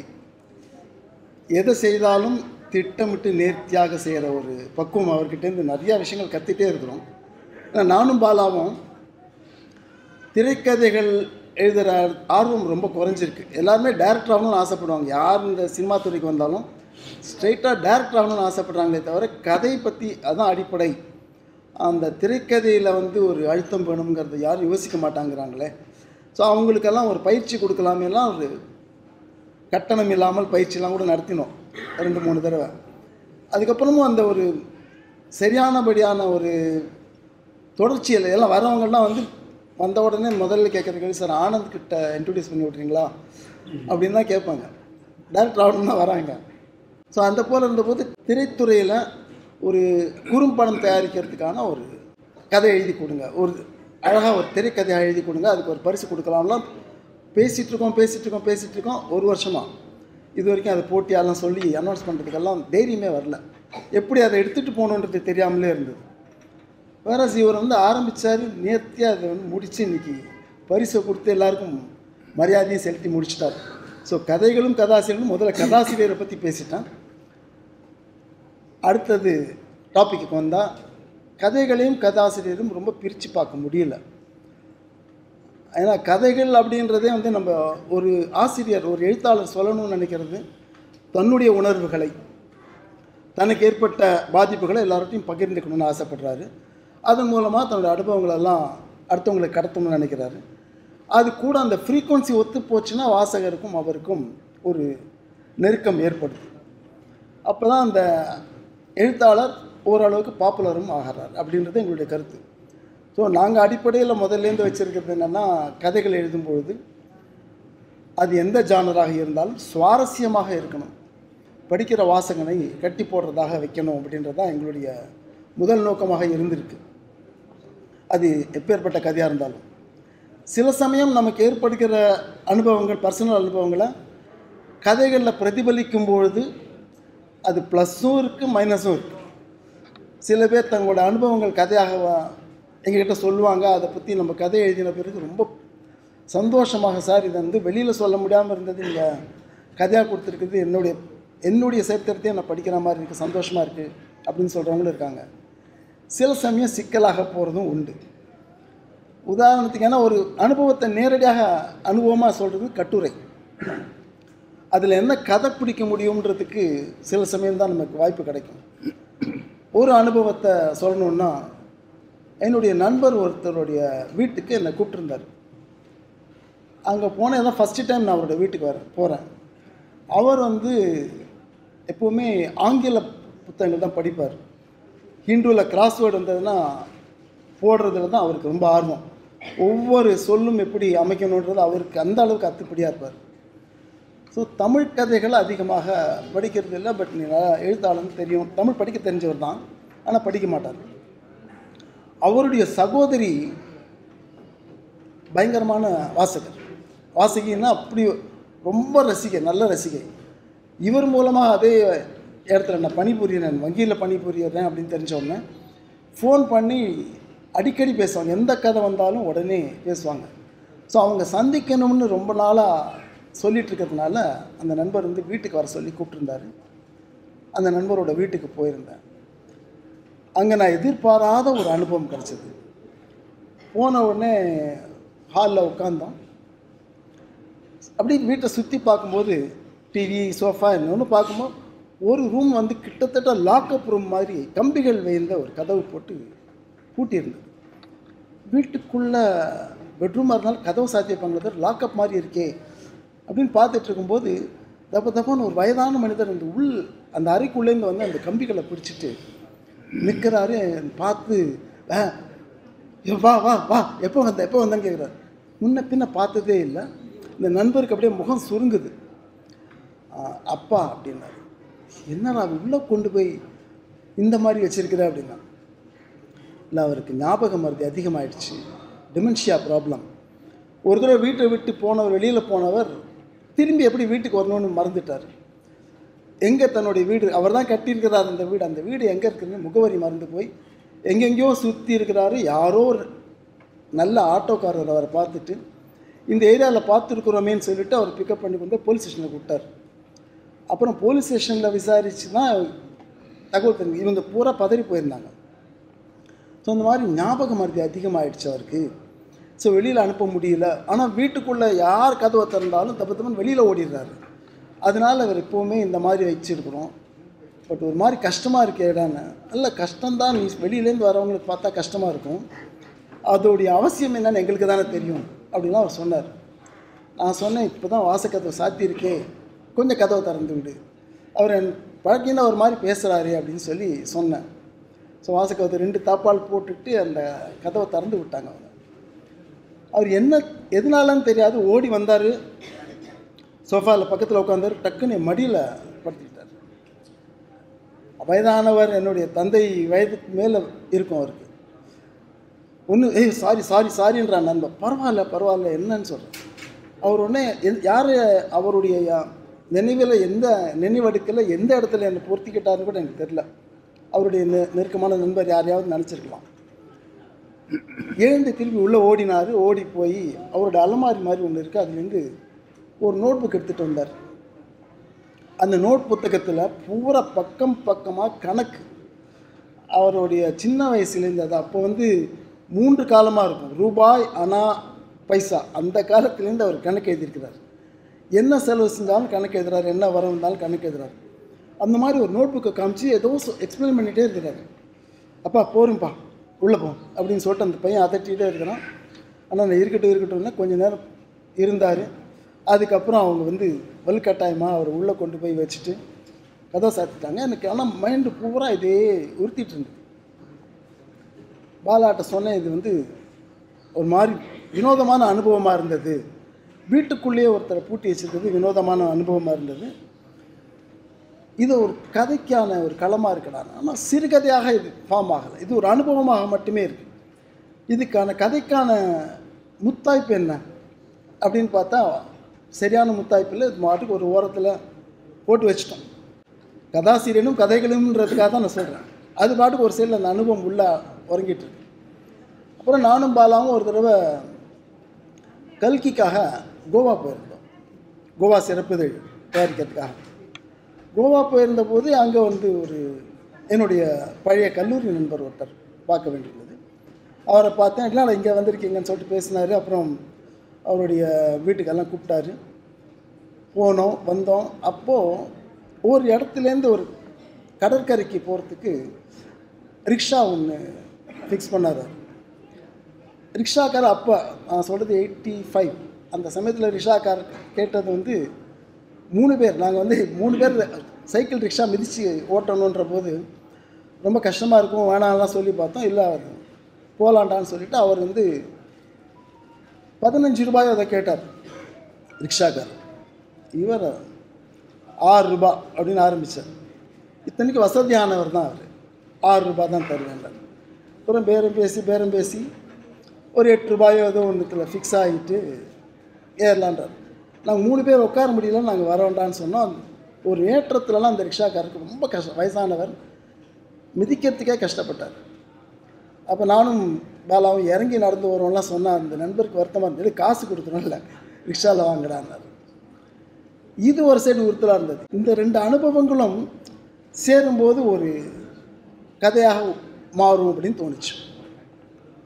உதாரணத்துக்கு இந்த மாதிரி ஒரு நண்பனோட, அவ்வளவு கணக்கு பார்க்குற ஒரு நண்பனோட பயணம் செஞ்சு ஒருத்தர் போய் அவனுடைய வீட்டுக்கு போய் சேரும்போது அந்த வீட்டில் இருக்கிற ஒரு நபர், அவனுடைய தந்தை, இந்த மாதிரி ஒரு நிலைமையில் இருக்கிறார். ஆனால் அவர் வயசு பூரா ஆயுசு பூராவும் கணக்கு பார்த்தவர் அப்படின்றது சேர்ந்தால் ஒரு முத்தாய்ப்பாக அமையுது அப்படின்னு தோணுச்சு. ஸோ 2 அப்படின்னு சொல்லிட்டு ஒரு கதை எழுதி கல்கியில் அது பிரசுரமாச்சு. கல்கியில் பிரசுரமான மறுநாளே அந்த நண்பருடைய சகோதரி ஃபோன் பண்ணாங்க, ஆஃபீஸுக்கு ஃபோன் பண்ணாங்க. பயங்கர கோபமாக இருந்ததாங்க, எக்கச்சக்க கோபம் வந்துச்சுங்க. நீ எங்கள் வீட்டுக்கு வந்த பார்த்தேன், உனக்கு தெரியுமா எங்கள் அப்பா ரிக்ஷாக்கு பேரம் பேசுகிறாருன்னு? நான் அப்படி சொல்லவே இல்லையம்மா. அவர் எதனால் அந்த மாதிரி ஆனார்னு தெரியுமா? நீ பாட்டுக்கு அவர் கணக்கு பார்க்குறவர், ரொம்ப சின்ன வயசில் கஞ்சத்தனமாக இருந்தாருன்னு சொல்லிட்டு எப்படி நான் தீர்மானம் பண்ணேன்? நான் அப்படி சொல்லவே இல்லையே. இது வேறு அனுபவம், அது வேறு அனுபவம், ரெண்டும் நினச்சா ஒரு சிறுகதையாக மாறுதுன்னு தான் அமைச்சர். இனிமேல் நான் உன் கதை படிக்கவே மாட்டேன், இதான் லாஸ்ட் அப்படின்ற அளவுக்கு கோவப்பட்டாங்க. ஸோ சில அனுபவங்கள் ரொம்ப நெருக்கமாக இருக்கிறவங்களுடைய அனுபவங்களை நம்ம கதைகளில் எழுதும்பொழுது அது மிஸ்ஃபயர் ஆகிறதுக்கும் வாய்ப்பு இருக்குது.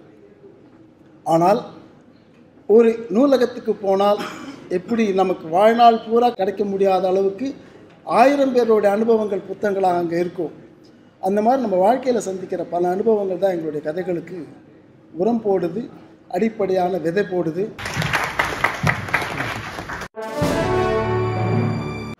என்னுடைய பேச்சை ஆரம்பிப்பதற்கு முன்னால் பட்டுக்கோட்டை பிரபாகரை முதலில் பாராட்டியே தீர வேண்டும்.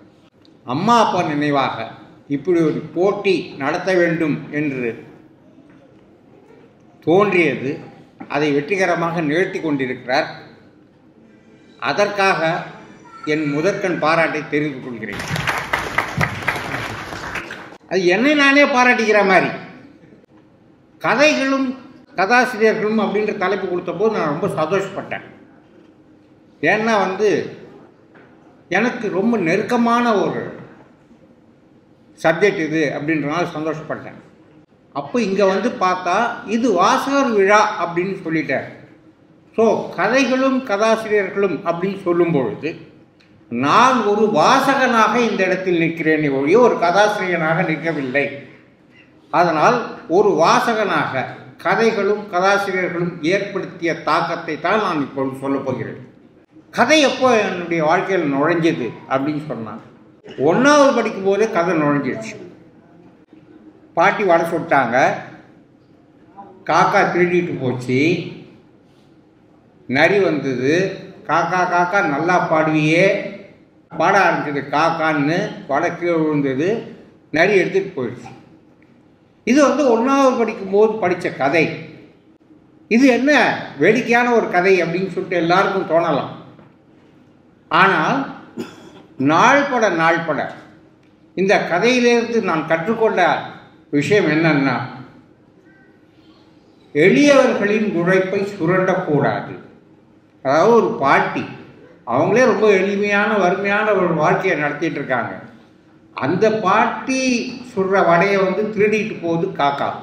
ஸோ எளியவர்களின் உழைப்பை சுரண்டக்கூடாது அப்படின்ற ஒரு செய்தியை இந்த கதை எனக்கு முதல்ல தந்தது. திருடக்கூடாது அப்படின்ற ஒரு விஷயத்தையும் இந்த கதை எனக்கு தந்தது. 3வதாக புகழ்ச்சிக்கு மயங்காதே, மயங்கினால் ஏமாந்து போவாய் அப்படின்ற ஒரு பாடத்தையும் இந்த கதை கற்றுக் கொடுத்தது. ஸோ புகழ்ச்சிக்கு பயங்கிருந்தால்தான் அந்த வடை அது விட்டது போச்சு.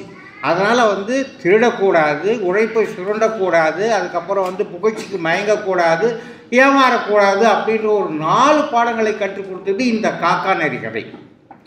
அதனால் வந்து அந்த கதையை வந்து நான் அவ்வளோ தூரம் வந்து ஒரு வேடிக்கை கதையாக எடுத்துக்கொள்ள எனக்கு கொஞ்சம் கூட விருப்பமே இல்லை. அடுத்தபடியாக ஒரு சோம்பேறி, அதே சமயம் ஆசை உள்ளவன், அவன் மன்னனிடம் போய் எனக்கு கொஞ்சம் நிலம் கொடுங்க, நான் வந்து அதை வச்சு பொழைச்சிக்கிறேன் அப்படின்னு சொல்லிட்டு யாசிக்கிறான். அந்த ராஜாவுக்கு அவன் மூஞ்ச பார்த்தாலே அவன் வந்து ஒரு பேராசை பிடித்தவன், சோம்பேறி அப்படின்றது தெரிஞ்சு போகுது. நாளைக்கு காலையில் சூரிய உதயத்தின் போது இந்த இடத்துல நீ ஓட ஆரம்பி, அஸ்தமனத்துக்குள்ளே நீ எவ்வளோ லேண்டை வந்து வளைச்சி ஓடி வர்றியோ அந்த லேண்டு உனக்கு அப்படின்னு சொல்லிட்டு ராஜா ஒரு அறிவிப்பு செஞ்சார். இவன் ஓட ஆரம்பிக்கிறான். அவனுடைய பேராசை வந்து அவன் ஓட மூச்சடைக்க ஓட வச்சது. கடைசியில் அஸ்தமனத்தின் போது வந்து கீழே ஓடுறான்.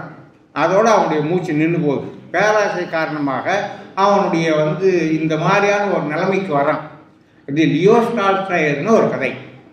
பாவம், அவனுக்கு 6 அடி நிலம்தான் வந்து தேவைப்படுதுன்றது அவன் உணர்ந்துக்காமையே விட்டுட்டான் அப்படின்னு சொல்லிட்டு அந்த ராஜா முத்தாய்ப்பாக கூறி முடிக்கிறார். ஸோ பேராசை கூடாது அப்படின்ற ஒரு பாடத்தை இந்த கதை வந்து என்னுடைய 2வது 3வது வயசுலேயே எனக்கு கற்றுக் கொடுத்தது. லியோ டால்ஸ்டாய் மாத்திரம் இல்லை, இன்னொரு இது என்ன அப்படின்னா, ஒரு திருடன் வாழ்க்கையில் ரொம்ப ஏதோ திருட்டுத்தனங்கள்லாம் நிறைய பண்ணிட்டு ஜெயிலுக்கு போனவன், அவன் விடுதலையாகி வர்றான். அவனுக்கு யாருமே வந்து ஆதரவு தெரிவிக்கல. அப்போது வந்து ஒரு மாதா கோயிலில் நுழையிறான். அந்த மாதா கோயிலில் இருக்கிற பாதிரியார் வந்து அவனை அன்பாக வரவேற்கிறாரு, அவனுக்கு தங்குறதுக்கு இடம் கொடுக்குறாரு, சாப்பிட்றதுக்கெல்லாம் வந்து வசதி பண்ணி கொடுக்குறாரு. அந்த மாதா கோயில் அன்றைக்கு இரவு தங்கியிருக்கும் பொழுது அங்கிருந்து சில வெள்ளி பாத்திரங்களை அவன் கவர்ந்துக்கிட்டு போகிறான். அப்படி போன போது போலீஸ்காரங்கிட்ட மாட்டிக்கிறான், காவலர்கள்கிட்ட மாட்டிக்கிறான். காவலர்கள் வந்து இவங்க இந்த வெள்ளி பாத்திரம்லாம் வந்து மாதா கோயிலை சேர்ந்தது தானே அப்படின்னு சொல்லிட்டு மாதா கோயிலுக்கு அந்த திருடனை கூட்டிகிட்டு வந்துடுறாங்க. பாதிரியார் முன்னாடி நிற்கிறார். இவனுக்கு கை காலெலாம் உதறுது. என்னடா நம்ம இந்த உண்ட வீட்டுக்கே ரெண்டகம் பண்ணிட்டோமே, துரோகம் பண்ணிட்டோமே, என்ன ஆக போதோ ஏதோ ஆக போதோ அப்படின்னு நினைக்கிற சமயத்தில் அந்த பாதிரியார் வந்து, ஏன் நண்பரே, நான் வந்து இந்த வெள்ளித்தட்டையும் பூஜாவையும் கூட சேர்த்து எடுத்துகிட்டு போக சொன்னேன்னே, நீங்கள் ஏன் எடுத்துகிட்டு போகலன்னு கேட்குறாரு. ஸோ அந்த இடத்துல வந்து அவன் கூனி குறுகி போகிறான். இந்த கதை எனக்கு கற்றுக் கொடுத்தது என்னவென்றால், கள்வனானாலும் அவன் மீது கருணை காட்டு. இந்த பரிசு பெற்ற கதாசிரியர்களும் கூட இந்த சமூகத்துக்கு ஏதோ வகையில் ஏதோ ஒரு செய்தியை சொல்லியிருப்பாங்கன்றதுனால இந்த இந்த பரிசு பெற்ற கதாசிரியர்கள் அத்தனை பேருக்கு வாழ்ந்ததோடு நீங்கள் வந்து உங்களை வந்து உங்களுடைய காலத்தை உயர்த்திக்கலாம். ஏதாவது ஒரு விஷயம் சமூகத்துக்கு சொல்றீங்க அப்படின்னு சொல்லிட்டு சொல்லலாம். நான் இந்த என்னுடைய காலம் முடியும் வரை கதைகளையும் கதாசிரியர்களையும் சுவாசித்துக் கொண்டே இருப்பேன் என்பதை உறுதியாக கூறுகிறேன். நன்றி, வணக்கம். இந்த அதிர்ஷ்டசாலிகளை தேர்ந்தெடுக்கிற அந்த விஷயத்தை பத்தி அதை கொஞ்சம் முன்னாடி முடிச்சிடலாம்னு நினைக்கிறேன். எப்படியும் சிறப்புரைக்கு அப்புறம் ஒரு பரிசு இருக்கு சார், அந்த பரிசு அப்புறம் தான். ஆமா, இப்ப இங்க எல்லாருக்குமே வந்து ஒரு பவுச் கொடுத்துருப்பாங்க. அந்த பவுச்ல சில உணவுப் பொருட்கள் எல்லாம் கொடுத்துருப்பாங்க. அதோட புக் மார்க் அப்படின்னு ஒன்று கொடுத்துருப்பாங்க. தெரியாதனமா சில பேருக்கு மட்டும் 2 புக் மார்க் வச்சிருக்காங்களான்னு கொஞ்சம் செக் பண்ணுங்களேன். யாருக்காவது 2 புக் மார்க் இருக்கிறதா? ஒன்னு அப்புறம் 2 பேருக்கு இருக்கும் அந்த மாதிரி. 2 பின்னாடி ஸ்டார் போட்டிருக்கா, 2 பேரும் வாங்க.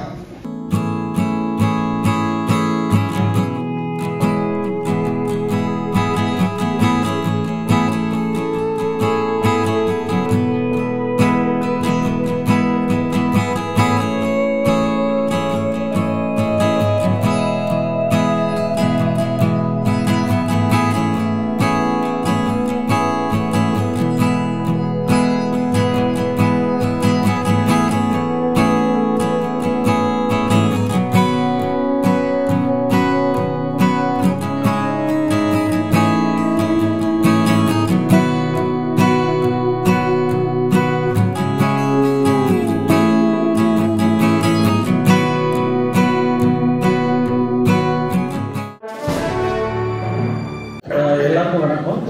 ஸோ நான் வந்து 11 வருஷமாக வந்து ebook and paper bag audio book இதெல்லாம் நாங்கள் ரிலீஸ் பண்ணிட்டு இருக்கோம். ஸோ என்னோட எக்ஸ்பீரியன்ஸில் இருந்தும் ப்ளஸ் இன்டர்நெட்டில் நான் சேகரித்த சில விஷயங்களை வச்சியும் நான் வந்து இது எப்படி வகைப்படுத்தலாம் அப்படின்னு யோசிக்கும் போது ஒரு ஐடியா தோணுச்சு. ஸோ இது ஏன் வந்து ஜென்ரேஷன் வைஸ் நம்ம பண்ணக்கூடாது அப்படின்னு யோசிச்சு பார்க்கும்போது 60 வயசுக்கு மேலே 60லேருந்து 80 வயசுக்கு உள்ளவங்களை வந்து நம்ம வந்து ஜென்ரேஷன் நேம் சொன்னோம்னா நிறைய பேருக்கு அது புதுசாக கேள்விப்பட்ட பேர் தான். பட் ஆனால் அவங்க தான் 60க்கு 80 தெரியாது, அவங்கெல்லாம் பூமர்ஸ்ன்னு சொல்லுவாங்க. பட் ஆனால் இன்னைக்கு வந்து பூமர்ஸுங்கிறது வந்து ஒரு தவறான ஒரு வார்த்தையாக யூஸ் பண்ணுறோம். ஆனால் ஆக்சுவலாக அவங்க பேர் வந்து பேபி பூமர்ஸ்ன்னு சொல்லுவாங்க. 45லேருந்து 60 வயசு இருக்கிறவங்க வந்து ஜென்எக்ஸ், அதுக்கப்புறம் இருக்கிறது வந்து மில்லேனியல்ஸ், அதுக்கப்புறம் இருக்கிறது வந்து ஜென்சி, அதுக்கப்புறம் ஜென் ஆல்ஃபா பீட்டா. ஸோ இப்போ 2025லேருந்து யாரெல்லாம் வந்து பிறக்கிறாங்களோ அவங்கெல்லாம் வந்து ஜென் பீட்டாவை சேர்ந்தவங்க. ஸோ ஜென் ஆல்ஃபா பீட்டாவை நம்ம விட்டுறலாம். ஸோ நம்ம 3 கேட்டகரி எடுத்துட்டோம்னா ஜென்எக்ஸ், மில்லேனியல்ஸ் அண்ட் ஜென்சி. இவங்களுடைய ரீடிங் ஹேபிட் எப்படி இருந்ததுன்னு பார்த்தோம்னா, இப்போ நான் வந்து ஜென்எக்ஸ். ஸோ 1965லேருந்து 1980 வரைக்கும் பிறந்தவங்க எல்லாரும் வந்து ஜென்எக்ஸ் சேர்ந்தவங்க. அதுக்கப்புறம் வந்து மில்லேனியல்ஸ், அப்புறம் ஜென்சி வராங்க. ஸோ இந்த ஜென்எக்ஸோட மெயினான ஒரு விஷயம் அப்படின்னு பார்த்தோம்னா, அவங்க படித்த விஷயங்கள் பார்த்தோம்னா நிறைய வந்து செல்ஃப் ஹெல்ப், அதாவது செல்ஃப் இம்ப்ரூவ்மெண்ட் வகையான புஸ்தகங்கள், அந்த மாதிரியான புஸ்தகங்கள், நிறைய சீரியஸ் விஷயங்களை படிச்சிருக்கிறதா தான் ரிசர்ச் சொல்லுது. நான் என்னை பற்றி நான் யோசிச்சு பார்க்கும்போது, நான் வந்து காலேஜில் படிக்கும்போது கூட நான் வந்து எனக்கு ரொம்ப பிடித்த எழுத்தாளர்கள் வந்து நான் ஃபஸ்ட்டு அஃப்கோர்ஸ் கல்கியிலேருந்து ஆரம்பித்து, அப்புறம் வந்து அஃப்கோர்ஸ் பிகேபி சார், அப்புறம் ராஜேஷ்குமார், அப்புறம் வந்து சுஜாதா, அது மாதிரி படிக்கும்போது செல்ஃப் ஹெல்ப்பாக செல்ஃப் இம்ப்ரூவ்மெண்ட்டில் வந்து டாக்டர் MS உதயமூர்த்தியுடைய கட்டுரைகள் வந்து நான் நிறைய படிச்சிருக்கேன். நிறைய புக்ஸ் நான் வாங்கி வச்சுருந்தேன். அப்போ வந்து எனக்கே வந்து அது புரியுது, அதை என்னால் ரிலேட் பண்ண முடியுது. ஓகே, கரெக்ட், நம்ம அப்படி தான் இருந்திருக்கோம் அப்படிங்கிறது க்ளீனாக தெரிஞ்சது. ஸோ அப்போ சீரியஸான விஷயங்களை வந்து தேடி படிக்கக்கூடிய ஆட்கள் வந்து ஜென்எக்ஸ். அடுத்து மில்லேனியல்ஸ். மில்லேனியல்ஸ் வந்து நிறைய light reading. Okay, light reading அப்படி பார்த்தோம்னா நமக்கு வந்து லவ் ஸ்டோரிஸ், அப்புறம் சோஷியல் ஸ்டோரிஸ், ஃபேமிலி ஸ்டோரிஸ், அந்த மாதிரியான விஷயங்கள். அப்புறம் ஜென்சியோடைய ஒரு மேஜர் பாயிண்ட் என்னவா ரிசர்ச் சொல்லுது அப்படின்னு சொன்னால், ஷார்ட் ரீடிங். ஸோ நிறைய ரொம்ப நீங்கள் வந்து ஒரு 500 பக்கத்துக்கு கதையை கொடுத்தா படிக்கிறதுக்குலாம் இப்போ யாருக்கும் நேரம் கிடையாது. Short reading, blog. அதனால தான் வந்து இன்னைக்கு வந்து நமக்கு வந்து ரீல்ஸ்லாம் வந்து ரொம்ப ஃபேமஸாக இருக்கிற காரணமே அது 10 செகண்ட்ஸ் 20 செகண்ட்ஸ் அந்த மாதிரி காலகட்டத்தில் இருக்கிறதுனால தான். ஸோ அப்போ வாசகர்கள் வந்து ஒரு திண்டுக்கல் ஒரு நம்ம இவர் கணேஷ் சார் சொன்ன மாதிரி இன்னைக்கும் வந்து வாசகர்கள் எல்லா இடத்துலையுமே இருக்கிறாங்க. ஸோ நான் எல்லாத்தையும் பாசிட்டிவாக நான் பேசுகிறேன். ஸோ நான் வந்து டெஃபினட்டாக வந்து கம்மியாக இருக்காங்க அப்படிங்கிறதெல்லாம் என்னோட இது கிடையாது. ஸோ டெஃபினட்டாக வந்து இன்னைக்கு வரைக்கும் வந்து வாசகர்கள் புதுசாக உருவாகிட்டே தான் இருக்காங்க. அதுக்கு டெஃபினட்டாக எனக்கு ப்ரூஃபே என்னால் கொடுக்க முடியும். பிகாஸ் என்னுடைய ஓன் பிஸ்னஸ், இந்த எழுத்தாளர்கள் எவ்வளவு எழுத்தாளர்கள் இருந்தாலும் என்னுடைய ஓன் பிஸ்னஸ் வந்து எவ்ரி இயர் க்ரோ ஆகிட்டு. ஓகே, ஃபார் எக்ஸாம்பிள் இப்போ நான் வந்து ஒரு ஜஸ்ட் ஒரு உதாரணத்துக்காக நான் சொல்கிறேன். என்னுடைய வருட வருமானம் உதாரணத்துக்கு வந்து ஒரு 10,000 rupees இருக்குது அப்படின்னு சொன்னால், கோவிட் டயத்தில் அது வந்து கிட்டத்தட்ட ஒரு 6 மடங்கு அதிகமாச்சு. அப்போ 60,000 ரூபாய் ஆயிடுச்சு. கோவிடுக்கு அப்புறம் என்ன ஆகுது அப்படின்னு சொன்னால், இந்த 60,000 வந்து திரும்ப 10,000க்கு போயிடுச்சா, கோவிட்னால தான் எல்லாரும் படித்தாங்களான்னு கிடையாது. இந்த 60,000ங்கிறது வந்து 40,000 ஆயிடுச்சு.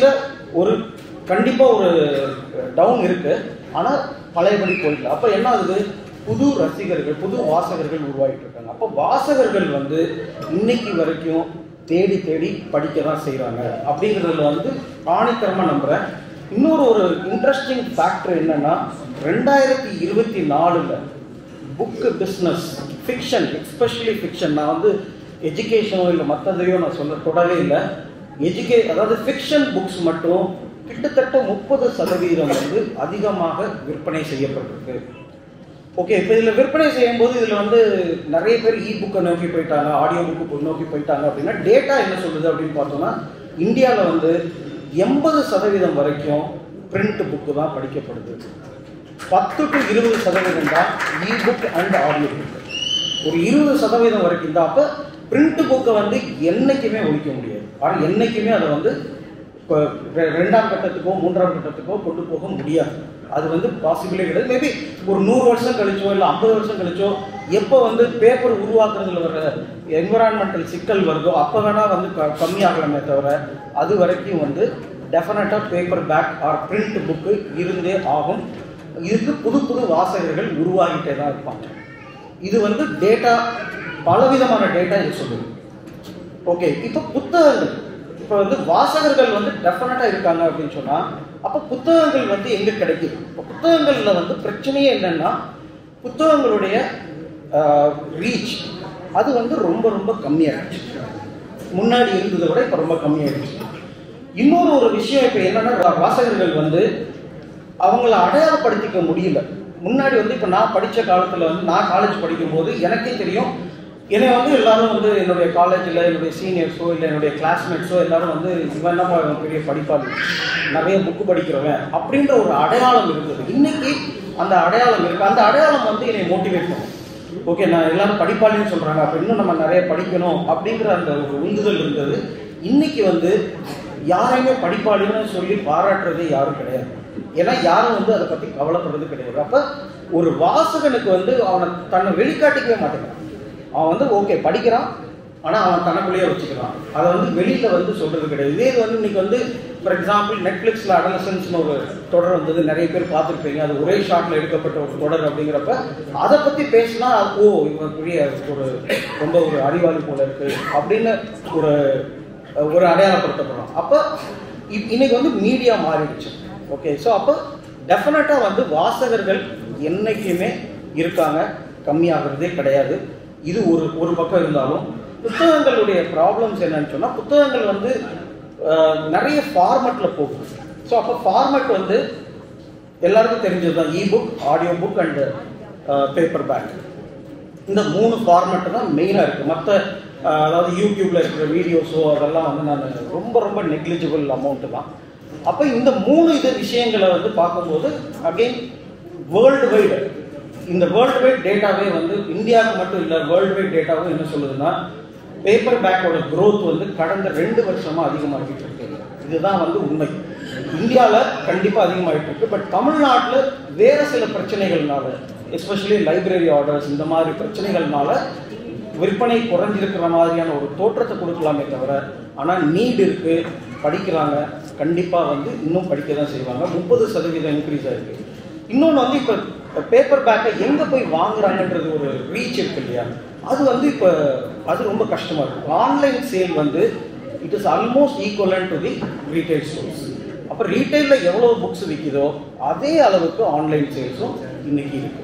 அப்போ ஆன்லைனுக்கு நம்ம எடுத்துகிட்டு போகக்கூடிய விஷயங்கள், அப்போ ஆன்லைனுக்கு நம்ம எடுத்துகிட்டு போனால் மட்டும்தான் இன்னைக்கு விற்பனை பண்ண முடியும். ஸோ இப்போ ஆன்லைனில் வந்து நம்ம காமர்ஸ்ன்னு சொல்கிறோம், குவிக் காமர்ஸ்ன்னு சொல்கிறோம். ஸோ குவிக் காமர்ஸுங்கிறது வந்து நீங்கள் பிளிங்கிட் அந்த மாதிரி சில ஆப் யூஸ் பண்ணியிருக்கீங்க. அதில் வந்து 10 நிமிஷத்தில் உங்களுக்கு வந்து வெஜிடபிள்ஸ் வரும், கிராசரிஸ் வரும், 8 நிமிஷத்தில் வரலாம். நான் யோசிச்சிருக்கேன், நான் ஏன்னா நம்ம ஏதோ ஆர்டர் பண்ணுறோம், கேட்டு நம்ம அப்பார்ட்மெண்ட் கேட்லேயே முன்னாடி வெயிட் பண்ணிட்டு போனான்னு தெரியல, அந்த அளவுக்கு குவிக்காக வரக்கூடிய சில குவிக் காமர்ஸ் ஆப்ஸ் எல்லாம் இருக்குது.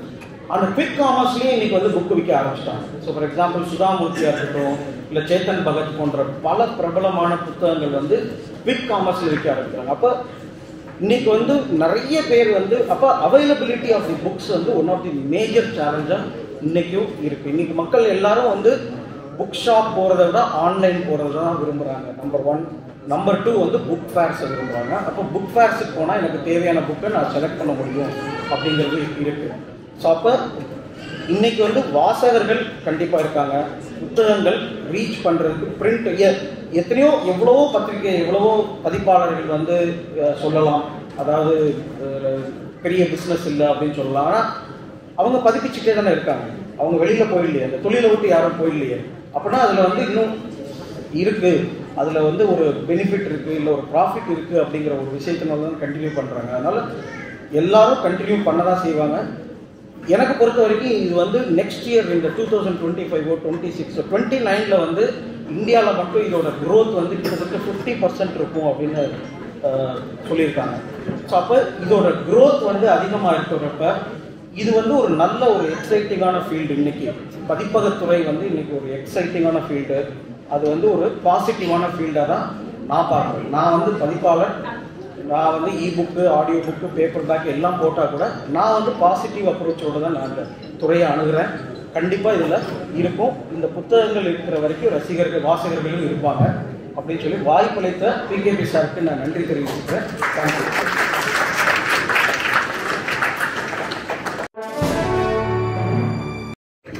பெற்ற தாயையும் பிறந்த இந்திய திருநாட்டையும் என்னை வாழ வைத்துக் கொண்டிருக்கிற தமிழையும் அவையத்து முந்தியிருக்க செய்த தந்தை திரு தமிழ்வாணன் அவர்களையும் இந்த அவையையும் வணங்கி என்னுடைய உரையை ஆரம்பம் செய்கின்றேன். தம் பெற்றோரின் நினைவாக பலர் போற்றும் வகையிலே இந்த வாசகர் விழாவை மிகச் சிறப்பாக நடத்தி கொண்டிருக்கிற என்னுடைய அருமை நண்பர் பட்டுக்கோட்டை பிரபாகர் அவர்களே, இந்த நிகழ்விலே தம்முடைய வருகையால் நம்மை எல்லாம் பெருமைப்படுத்தி இருக்கிற மனிதநேய பண்பாளர், மிகச்சிறந்த இயக்குனர் அன்பு சகோதரர் SPM அவர்களே, எல்லா கூட்டங்களிலும் இலக்கணமாக நடந்து கொள்கிற எஸ்கேப் ஆகிவிட்ட பாக்கெட் நாவல் அசோகன் அவர்களே, இந்த நிகழ்வை அழகுறவும் கலகலப்பாகவும் நடத்தி கொண்டிருக்கிற உரத்த சிந்தனை உதயம் ராம் அவர்களே, பதிப்பாளர்கள் எல்லாம் வியக்கிற புரட்சியாளர் புஸ்தகா ராஜேஷ் அவர்களே, சேவை திலகம் NC மோகன்தாஸ் அவர்களே, எழுத்துலக இரட்டையர் அன்பு சகோதரர்கள் சுரேஷ் பாலா அவர்களே, அன்பு சகோதரி வேதா கோபால் அவர்களே, ரவி நவீனனை நகலெடுத்தது போல தோற்றமளிக்கின்ற அன்பு சகோதரர் ரவி பிரகாஷ் அவர்களே, விருதாளர்களே, தேர்வாளர்களே, படைப்புலக பிரம்மாக்களே, பட்டுக்கோட்டை பிரபாகருடைய குடும்ப உறுப்பினர்களே, நல விரும்பிகளே, இந்த காணொலியை கண்டு கொண்டிருக்கிற அன்பு நெஞ்சங்களே, உங்கள் அனைவருக்கும் மீண்டும் என் வணக்கம். நண்பர் பிரபா ஆண்கள் வியக்கிற அழகர் என்று நான் சொல்வேன். அது மட்டுமல்ல, அவர் எது ஒன்றை நடத்தினாலும் அதிலே கூட ஒரு அழகும் ஒரு நேர்த்தியும் இருக்கும். அது மட்டுமல்ல, இந்த விழாவை அவர் நடத்தி கொண்டிருக்கிற அழகே ஒரு தனி அழகு. இந்த விழாவிலிருந்து வெளியேறுகிறவர்கள் குமணன் வள்ளல் குமணனை பற்றி சொல்லுகிறபோது சொல்லுவார்கள், அவனை பார்த்து திரும்புகிறவர்கள் வெறுங்கையோடு திரும்பியதாக வரலாறே இல்லை என்று சொல்வார்கள். அப்படி வந்திருக்கிற அனைவருக்கும் கையை நிரப்பி அனுப்புகிற மனசு பட்டுக்கோட்டை பிரபாகருக்கு மட்டும்தான் இருக்கும்.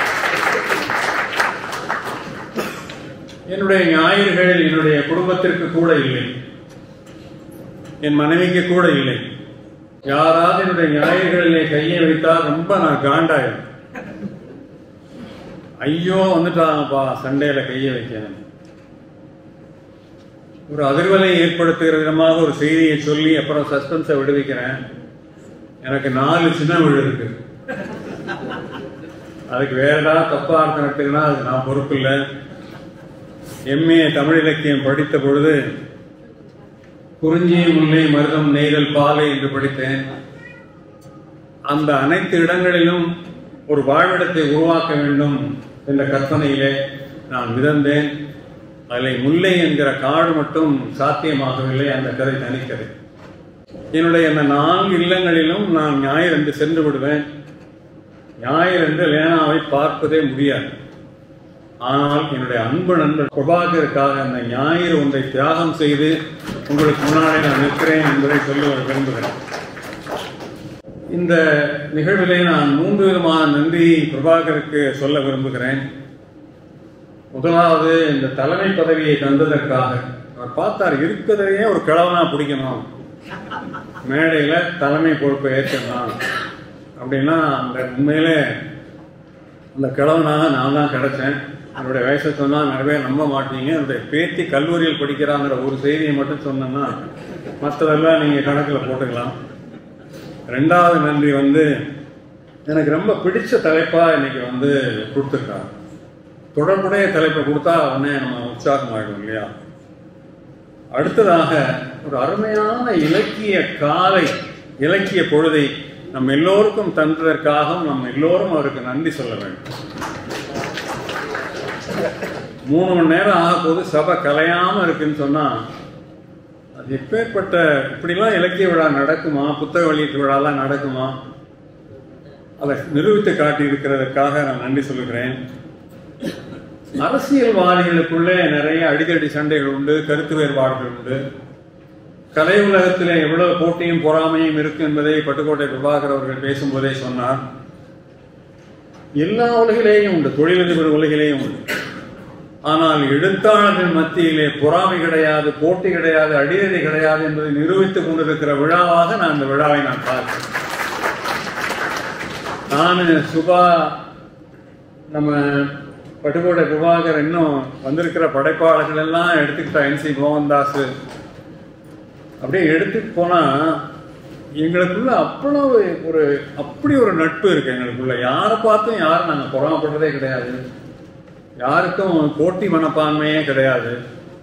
அப்படிப்பட்ட ஒரு ஒற்றுமையான உலகம் எழுத்துலகம் என்பதை இந்த உலகிற்கு சொல்லுகிற விழாவாக இந்த விழாவை நான் பார்க்கிறேன். அதற்கான களத்தை தந்ததற்காக நம்முடைய பிரபாகருக்கு நன்றி சொல்ல விரும்புகிறேன். கட்டுரைகளும் விளைவுகளும் என்று எனக்கு தலைப்பு கொடுத்திருக்கிறார்கள். எனக்கு எழுதுறதுன்னா வேப்பங்க. படிக்கிற காலத்துல வாத்தியாரு கட்டுரை சொல்லுவார், காம்போசிஷன் ஒரு நாள் எழுதுனதில்லை, இம்போசிஷன் மட்டும்தான் நான் எழுதியிருக்கிறேன். நான் இனிமேல் எழுதி வருவேன், நான் இனிமேல் எழுதி வருவேன், 100 தடவை எழுதிட்டு வா, அதுதான் எழுதியிருக்கேன். இதுல என்னன்னா, தமிழ்வாணன் பிள்ளைங்கிறதுனால எனக்கு ஒரு தனி சலுகை உண்டு. உங்க அப்பா பெரிய ஆண்டா, போய் தோலை, நாசமா போய் என்ன பண்ணு, நீ உருப்பட மாட்டேன் என்றுதான் என்னுடைய ஆசிரியர்கள்லாம் ஆசீர்வாதம் பண்ணாங்க. ஆனா அவங்கெல்லாம் கணிக்க முடியாத அளவுக்கு எழுத்தையே நான் தொழிலாக எடுத்துக்கொள்ள வேண்டும் நான் கற்பனையே செய்தது கிடையாது.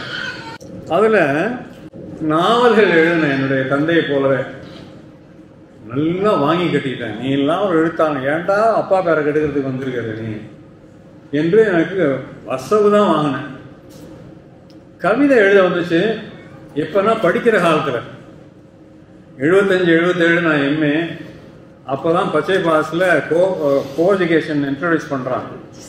லைலாவெல்லாம் சீட்டு கிடைச்சது, அதெல்லாம் மாட்டேன்ட்டேன். பச்சை பாஸ்லாம் படிப்பேன், ஏன்னா அங்கே தான் கோ எஜுகேஷன் கிடைச்சது. கூட படித்த பெண்களை பார்த்தா தான் எனக்கு கவிதை ஊற்று எடுத்துருச்சு. அப்படியே எக்கச்சக்கமாக எழுதினேன். MA முடிஞ்சது, கவிதை வறண்டு போச்சு. அப்படியே ஒன்றுமே வரமாட்டேன். அப்போ கவிதை வரல, நாவலுக்கு கெட்ட பேர். என்னடா, அதாவது இந்த ஏர்போர்ட்டில் நீங்கள் பார்த்தீங்கன்னா எக்ஸிக்யூட்டிவ் கிளாஸ், பிஸ்னஸ் கிளாஸில் மட்டும் கூட்டம் ரொம்ப கம்மியாக இருக்கும். எக்கானமியில் பெரும் கூட்டம் இருக்கும். நான் பார்த்தபோது இந்த பயண கட்டுரைங்கிற உலக அந்த வரிசையிலையும் வாழ் முன்னேற்ற சிந்தனைகளுடைய கற்ற அந்த வரிசையிலையும் கொஞ்சம் காலி இடம் காணப்பட்டது. இதை எடுத்தால் நான் ரொம்ப முன்னாடி போயிடலான்னு தோணுச்சு. இதைத்தான் நான் என்னுடைய உலகமாக நான் எடுத்துக்கொண்டேன். அதில் என்ன வெற்றி அடைஞ்சேங்கிறதுக்கெல்லாம் நான் பெருசாக சொல்ல போகிறதில்ல. ஆனால் சில உதாரணங்களை நான் சொல்ல விரும்புகிறேன். இது நான் எழுதியிருக்கிற கட்டுரைகளுடைய முதல் தொகுதி. இந்த மாதிரி 3 தொகுதி நான் எழுதியிருக்கிறேன்.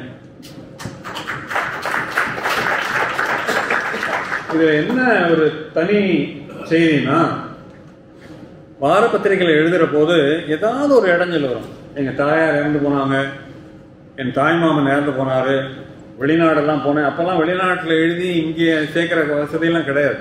அனுப்பிச்சா 15 நாள் ஆகும். 1750 வாரங்களிலும் ஒரு வாரம் கூட இடைவெளி இல்லாமல் எழுதினேன் என்பதுதான் நான் இங்கே பதிக்க விரும்புகிற செய்தி. நீங்க பாத்தீங்கன்னா குமுதத்தில் அரசு பதில் அடுத்த வாரம் சிம்பிளா 2 வரையில முடிச்சிருவாங்க. நான் ஒருபோதும் அந்த சலுகையை எடுத்துக்கொண்டதே கிடையாது. அப்படி அவன் என்னுடைய எடுத்துக்கொண்ட துறைக்கு நான் அவ்வளவு உண்மையாக நான் இருந்தேன். அடுத்தது பயண கட்டுரைய 20 ஆண்டுகள் தொடர்ந்து எழுதிய ஒரே தமிழக எழுத்தாளர் நான் மட்டும்தான். அண்டார்டிகா கண்டம் தவிர அனைத்து கண்டங்களிலும் பலம் வந்தவன் நான். அனைத்து அனுபவங்களையும் நான் பதிவு செய்திருக்கிறேன். என்னுடைய பயண கட்டுரையை படித்து அதன் பாதையிலேயே போய் அதே விமானத்தில் பயணம் பண்ணி அதே ஹோட்டலில் தங்கி அதே கைடு வேணும்னு கேட்டு அதே உணவை சாப்பிட்டு அதையே ஒரு வழிகாட்டி நூலாக பயன்படுத்தினவங்களாம் இருக்காங்க. நான் ரொம்ப போகலை. என்னுடைய ஒரு பக்க கட்டுரைங்கிற ஒரு எல்லைக்குள்ளே நான் என்னை நிறுத்திக்க விரும்புகிறேன். எனக்கு இப்போ 24 வயசு. நான் 22வது வயசில் கல்கண்டு பொறுப்பு ஏற்கிறேன். எனக்கு இப்போ 24 வயசு. ஒரு பக்க கட்டுரை எழுத ஆரம்பிச்சாச்சு. ஒரு வயசான பெரியவர் வந்தார். வந்துட்டு லேனா தோமனை பார்க்கணும்னு ரிசப்ஷனில் சொல்லியிருக்காரு. உடனே நான் வந்தேன். நான் இப்போ கண்ணாடி போடலை.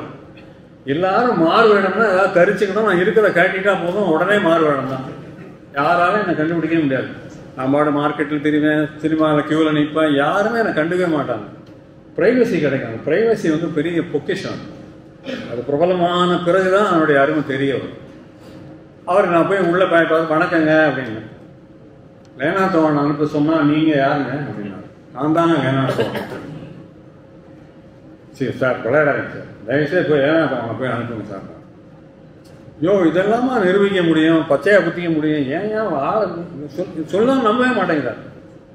ஐயோ, அந்த கழுத்தை எப்படி நம்ப வைக்காதே தெரியலன்ட்டு பொண்ணை என்னோட ரூமுக்கு போய் கண்ணாடி பாட்டு உட்காந்து, நீங்க தான் லேனா தோமன் அப்படின்னா, ஏங்க அப்படி நம்ப மாட்டேன்றீங்க? இப்படியா ஒரு எழுத்தாளர் போய் சொல்லி நான் தான் எழுத்தாளர், நான் தான் லேனா தோமன் சொல்லுவாங்கன்னு?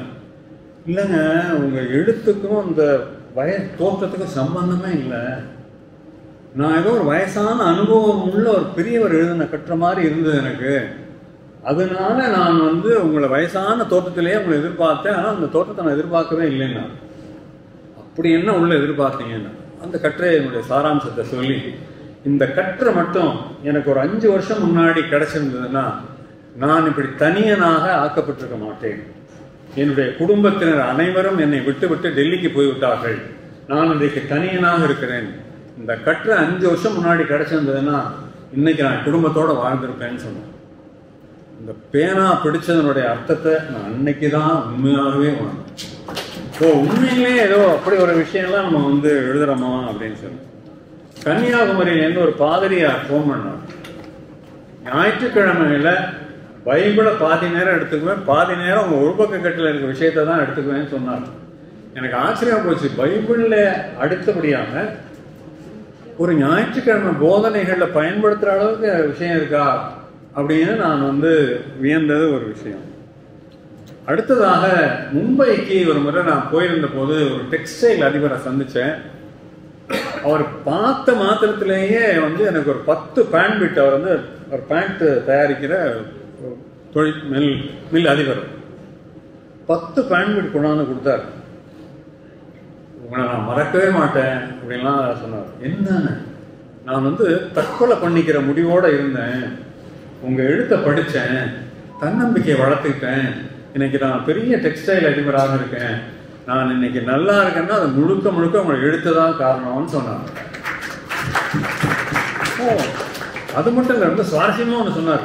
இனிமே வாழ்நாளெல்லாம் நீங்கள் என்னுடைய பேண்ட்டை தான் நீங்கள் போட்டுக்கணும்னாரு. ஆஹா, இதை விட சுவாரஸ்யமாக என்ன இருக்கு?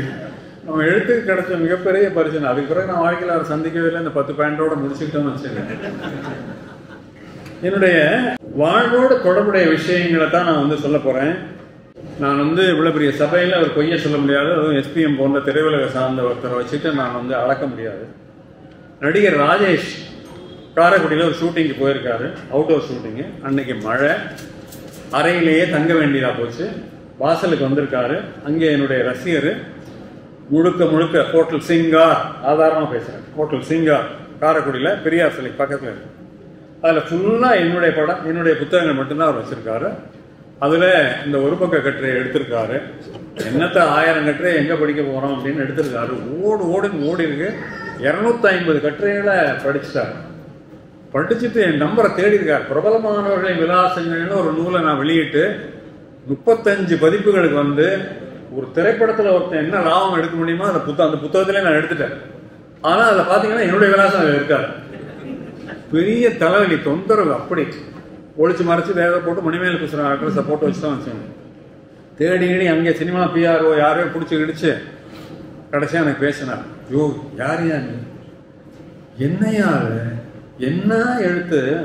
அதாவது எழுதி கொடுத்த வசனங்களையே பேச தெரியாத திரையுலகில் சுயமாக சிந்தித்து பேசக்கூடிய ஒரு மாபெரும் படிப்பாளி ராஜேஷ். அவர் வியந்து பேசின போது உண்மையிலே இந்த துறையில் ஏதோ ஒன்று பண்ணியிருக்கும் போல இருக்கேன்னு எனக்கு வந்து தோணுச்சு. அவர் என்ன சொன்னாரு, நான் உணராத ஒரு உண்மை இதுலேருந்து அவர் எடுத்திருக்காரு. என்னன்னா, எந்த அறிஞனுடைய மேற்கோளும் இதில் இல்லை. ஒரு திருக்குறள் இல்லை, ஒரு புத்தர் இல்லை, ஒரு லியோ டால்ஸ்டாய் இல்லை, ஒரு ஆல்வின் டாப்லர் இல்லை, ஒரு நெப்போலியன் ஹில் இல்லை. என்னையா எழுதியிருக்கிறேனே, எவனையுமே நீ மதிக்கலேனே, சுயமாக எழுதியிருக்கிறேனே அப்படின்னார். ஓ ஆமா இல்லை அப்படின்னு. இந்த நூலில் படிக்க நேரர்களுக்கு ஒரு சவால் விடுறேன். வெவ்வேறு வாரங்களில் எழுதின போது நீங்கள் ஏமாத்திடலாம். ஒரு பவுண்டுக்குள்ளே நீங்கள் வர்றபோது இங்கே எழுதுறது அங்கே எழுதி, அங்கே எழுதுறது இங்கே எழுதி, இந்த ரெப்படிஷனே, இந்த 1000 கட்டுரைகளில் ரெப்படிஷனே கிடையாது என்பது மிக மிக அரிய செய்தி.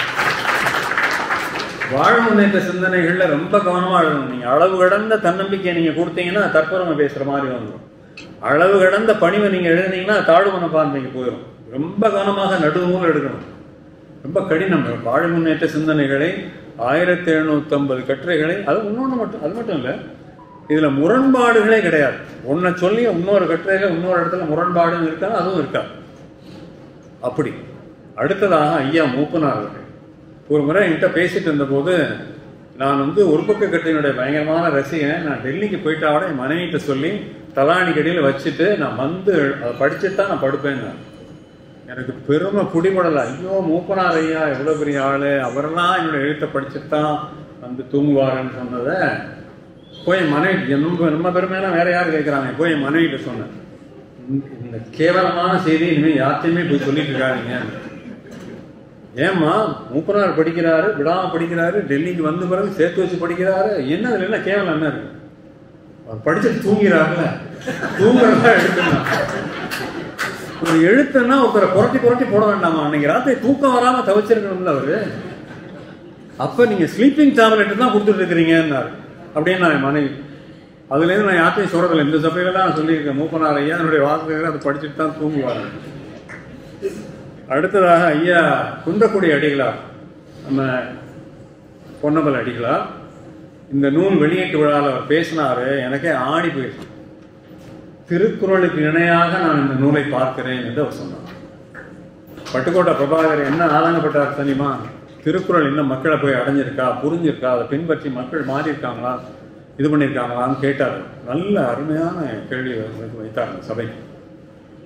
அப்போ துப்பாக்கின்னு ஒரு 5-6 இடத்துல வருது. எனக்கு உண்மையிலே, நான் ஒரு தமிழ் மாணவன் தான், எனக்கு அது உண்மையிலே புரியலை.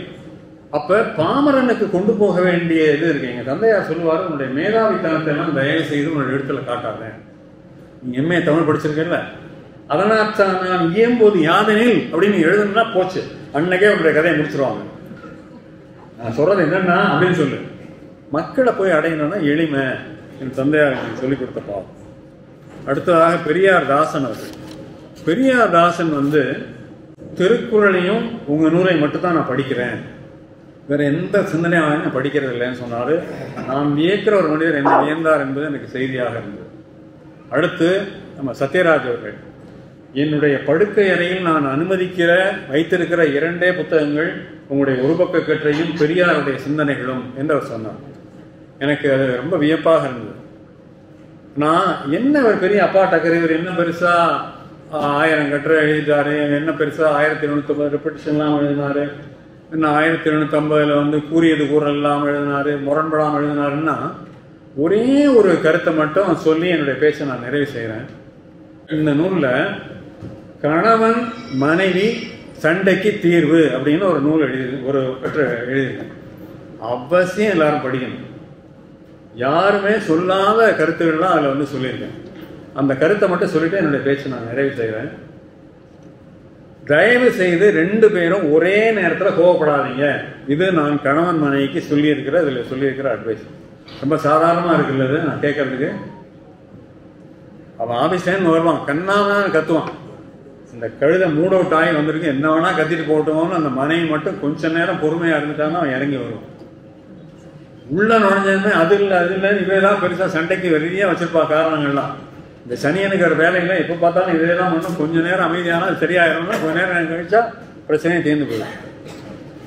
2வது, நீங்க மனைவியையோ கணவனையோ கண்டிக்கிறதையோ ஆட்சேபிக்கிறதையோ எதிர்க்கிறதையோ என்ன வேணா பண்ணுங்க. அதுல 3 விஷயம் பின்பற்றுங்க. 1, துணியை மாத்துங்க, தோரணையை மாத்துங்க, வார்த்தையை மாத்துங்க. நீங்க சொல்ல விரும்புறதெல்லாம் சொல்லுங்க. இந்த 3ஐயும் கவனமா பண்ணுங்க. இதுதான் இந்த கட்டுரையினுடைய இதிலேயே ஒரே ஒரு கட்டுரையினுடைய சாராம்சம் பற்றி மட்டும் சொன்னேன். நான் ஒன்னேன்னு சொல்லி நான் முடிக்கிறேன். எனக்கு தமிழரசனுடைய உயர் கலைமாமணி விருதெல்லாம் கிடைத்திருக்குது. ஆனால் ஒரு ஏக்கத்தோடு நான் முடிக்கிறேன். இந்த சமூகம் எனக்கு தரப்பட வேண்டிய அங்கீகாரத்தை தரவில்லை என்ற ஏக்கத்தோடு இந்த பேச்சை நான் முடிக்கிறேன். திரு லேனா தமிழ்வாணன் கல்கண்டு இதழுக்கு ஆசிரியரான போது வயது என்ன?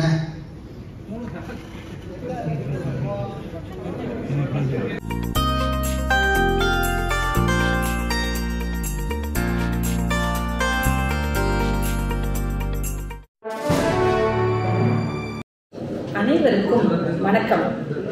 பொதுவா மேடையில் ஆரம்பத்தில் பேசுறவங்களுக்கு உற்சாகமான வரவேற்பு இருக்கும். ஆனா இந்த நிமிஷம் வரைக்கும் அதே உற்சாகத்தோட ஆனா கொஞ்சம் பசியோட இருக்கிற உங்களுக்கு ஃபர்ஸ்ட் நான் நன்றி சொல்லிக்கிறேன். இப்போ திரு லேனா அவர்களே எல்லாரையும் குறிப்பிட்டாரு. அவர்களுக்கும் அப்படின்னு நான் குறிப்பிட்டு ஒரு 5 நிமிஷம் பேசுறேன். நம்ம நிமிடத்தின் முக்கியத்தை இந்த விழா நமக்கு உணர்த்துகிறது. வாசகர்கள் அதை முதலில் தெரிஞ்சுக்கணும். ஒவ்வொருத்தருக்கும் பேசுறதுக்கு நிமிடத்தை குறிச்சி சொல்லிக்கிட்டே இருந்தாரு. உதயம் ராம் அவர்களுக்கு ஒரு நிகழ்ச்சி தொகுப்பாளர் எப்படி இருந்தா அது நல்ல மூவ் ஆகும் அப்படிங்கிறதுக்கு அவரை மிகவும் நன்றி கூறி, மேலும் ஒரு விருந்து எப்படி இருக்கணும், தலைவாழை போட்டு உப்பு ஊறுகாய் அப்பளம் பாயாசம் இப்படி விதவிதமா சாப்பிட்டாலும் தயிர் சாதம் சாப்பிட்டா தானே சார் நிறைவு. எப்படி ஒரு வயிற்றுக்கு தயிர் சாதம் இருக்குதோ அது மாதிரிதான் நன்றி உரை நம்ம மனசுக்கு நிறைவா இருக்கும். முதலில் குத்துவிளக்கு ஏற்றிய அழகிய பெண்களுக்கு தமிழ்தாய் வாழ்த்து பாடிய திருமதி சாந்தி பிரபாகர் அவர்களுக்கும் இந்த குரலை வச்சுதான் எங்க அண்ணனையே மயக்கினாங்க பாட்டு பாடி பொண்ணு பார்க்கறத. அடுத்து காணொலி தயாரித்த திரு குரு பிரபாகரன் அவர்களுக்கும் உதவிய தயாளன் சார் அவர்களுக்கும் வீடியோ மூலம் வாழ்த்திய நம்ம ஆளு திரு கே பாக்கியராஜ் சார் அவர்களுக்கும் வரவேற்புரை வழங்கிய நாங்கள் செல்லமாக அழைக்கும் ஜி.ஏ. அண்ணா என்கிற ஜி. அசோகன் அவர்களுக்கும் தலைமை உரை ஆற்றிய அன்றும் இன்றும் என்றும் இளமையுடன் இருக்கும் திரு லேனா தமிழ்வாணன் அவர்களுக்கும் சிறப்புரை சிறப்பாக பேசிய திரு புஸ்தகா ராஜேஷ் அவர்களுக்கும் மற்றும் மாற்றானில் வரும் சூர்யாக்கள் போல என்றும் இணைந்தே இருக்கும் சுபா என்கிற சுரேஷ் அவர்களுக்கும் திரு பாலா அவர்களுக்கும் அனுபவ உரை வழங்கிய எங்கள் திருமதி வேதா அக்கா அவர்களுக்கும் திரு ரவி பிரகாஷ் அவர்களுக்கும் மற்றும்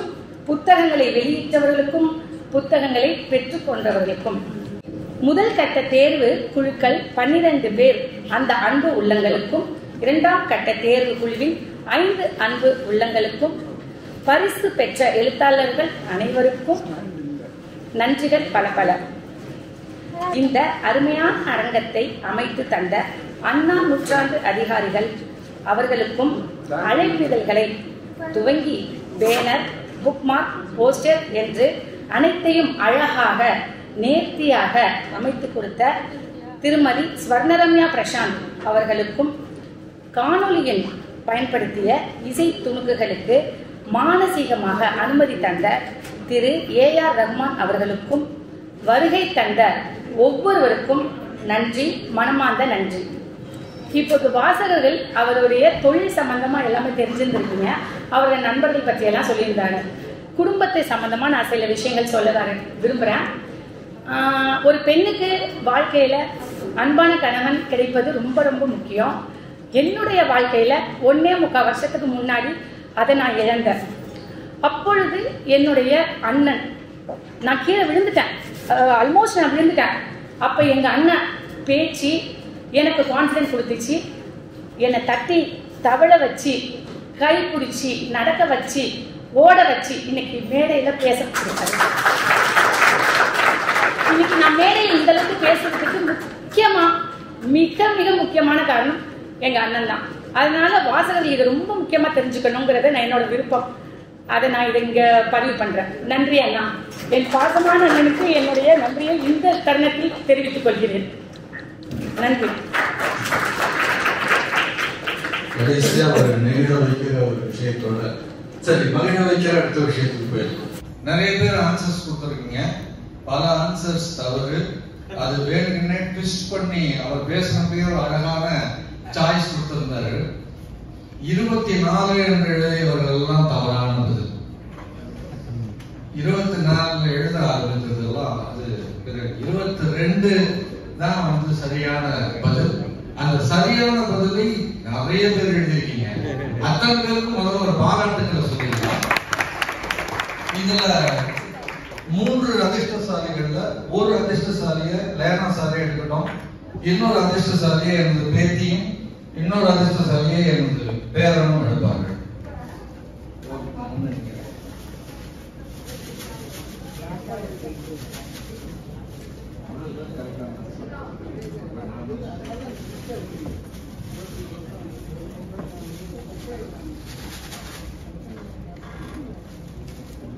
படிங்க.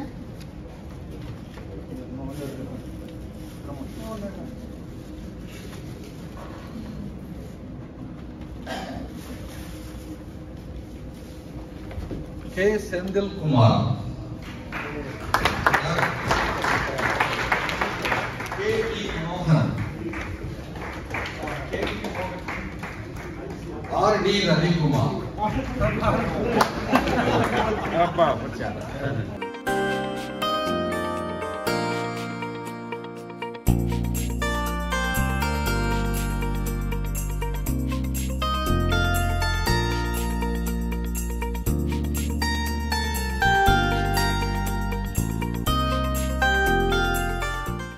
जनगण मन अधिनायक जय हे भारत भाग्य विधाता, पंजाब सिंध गुजरात मराठा द्राविड उत्कल गंगा, विंध्य हिमाचल यमुना गंगा उच्चल सिसरंगा, तव शुभ नामे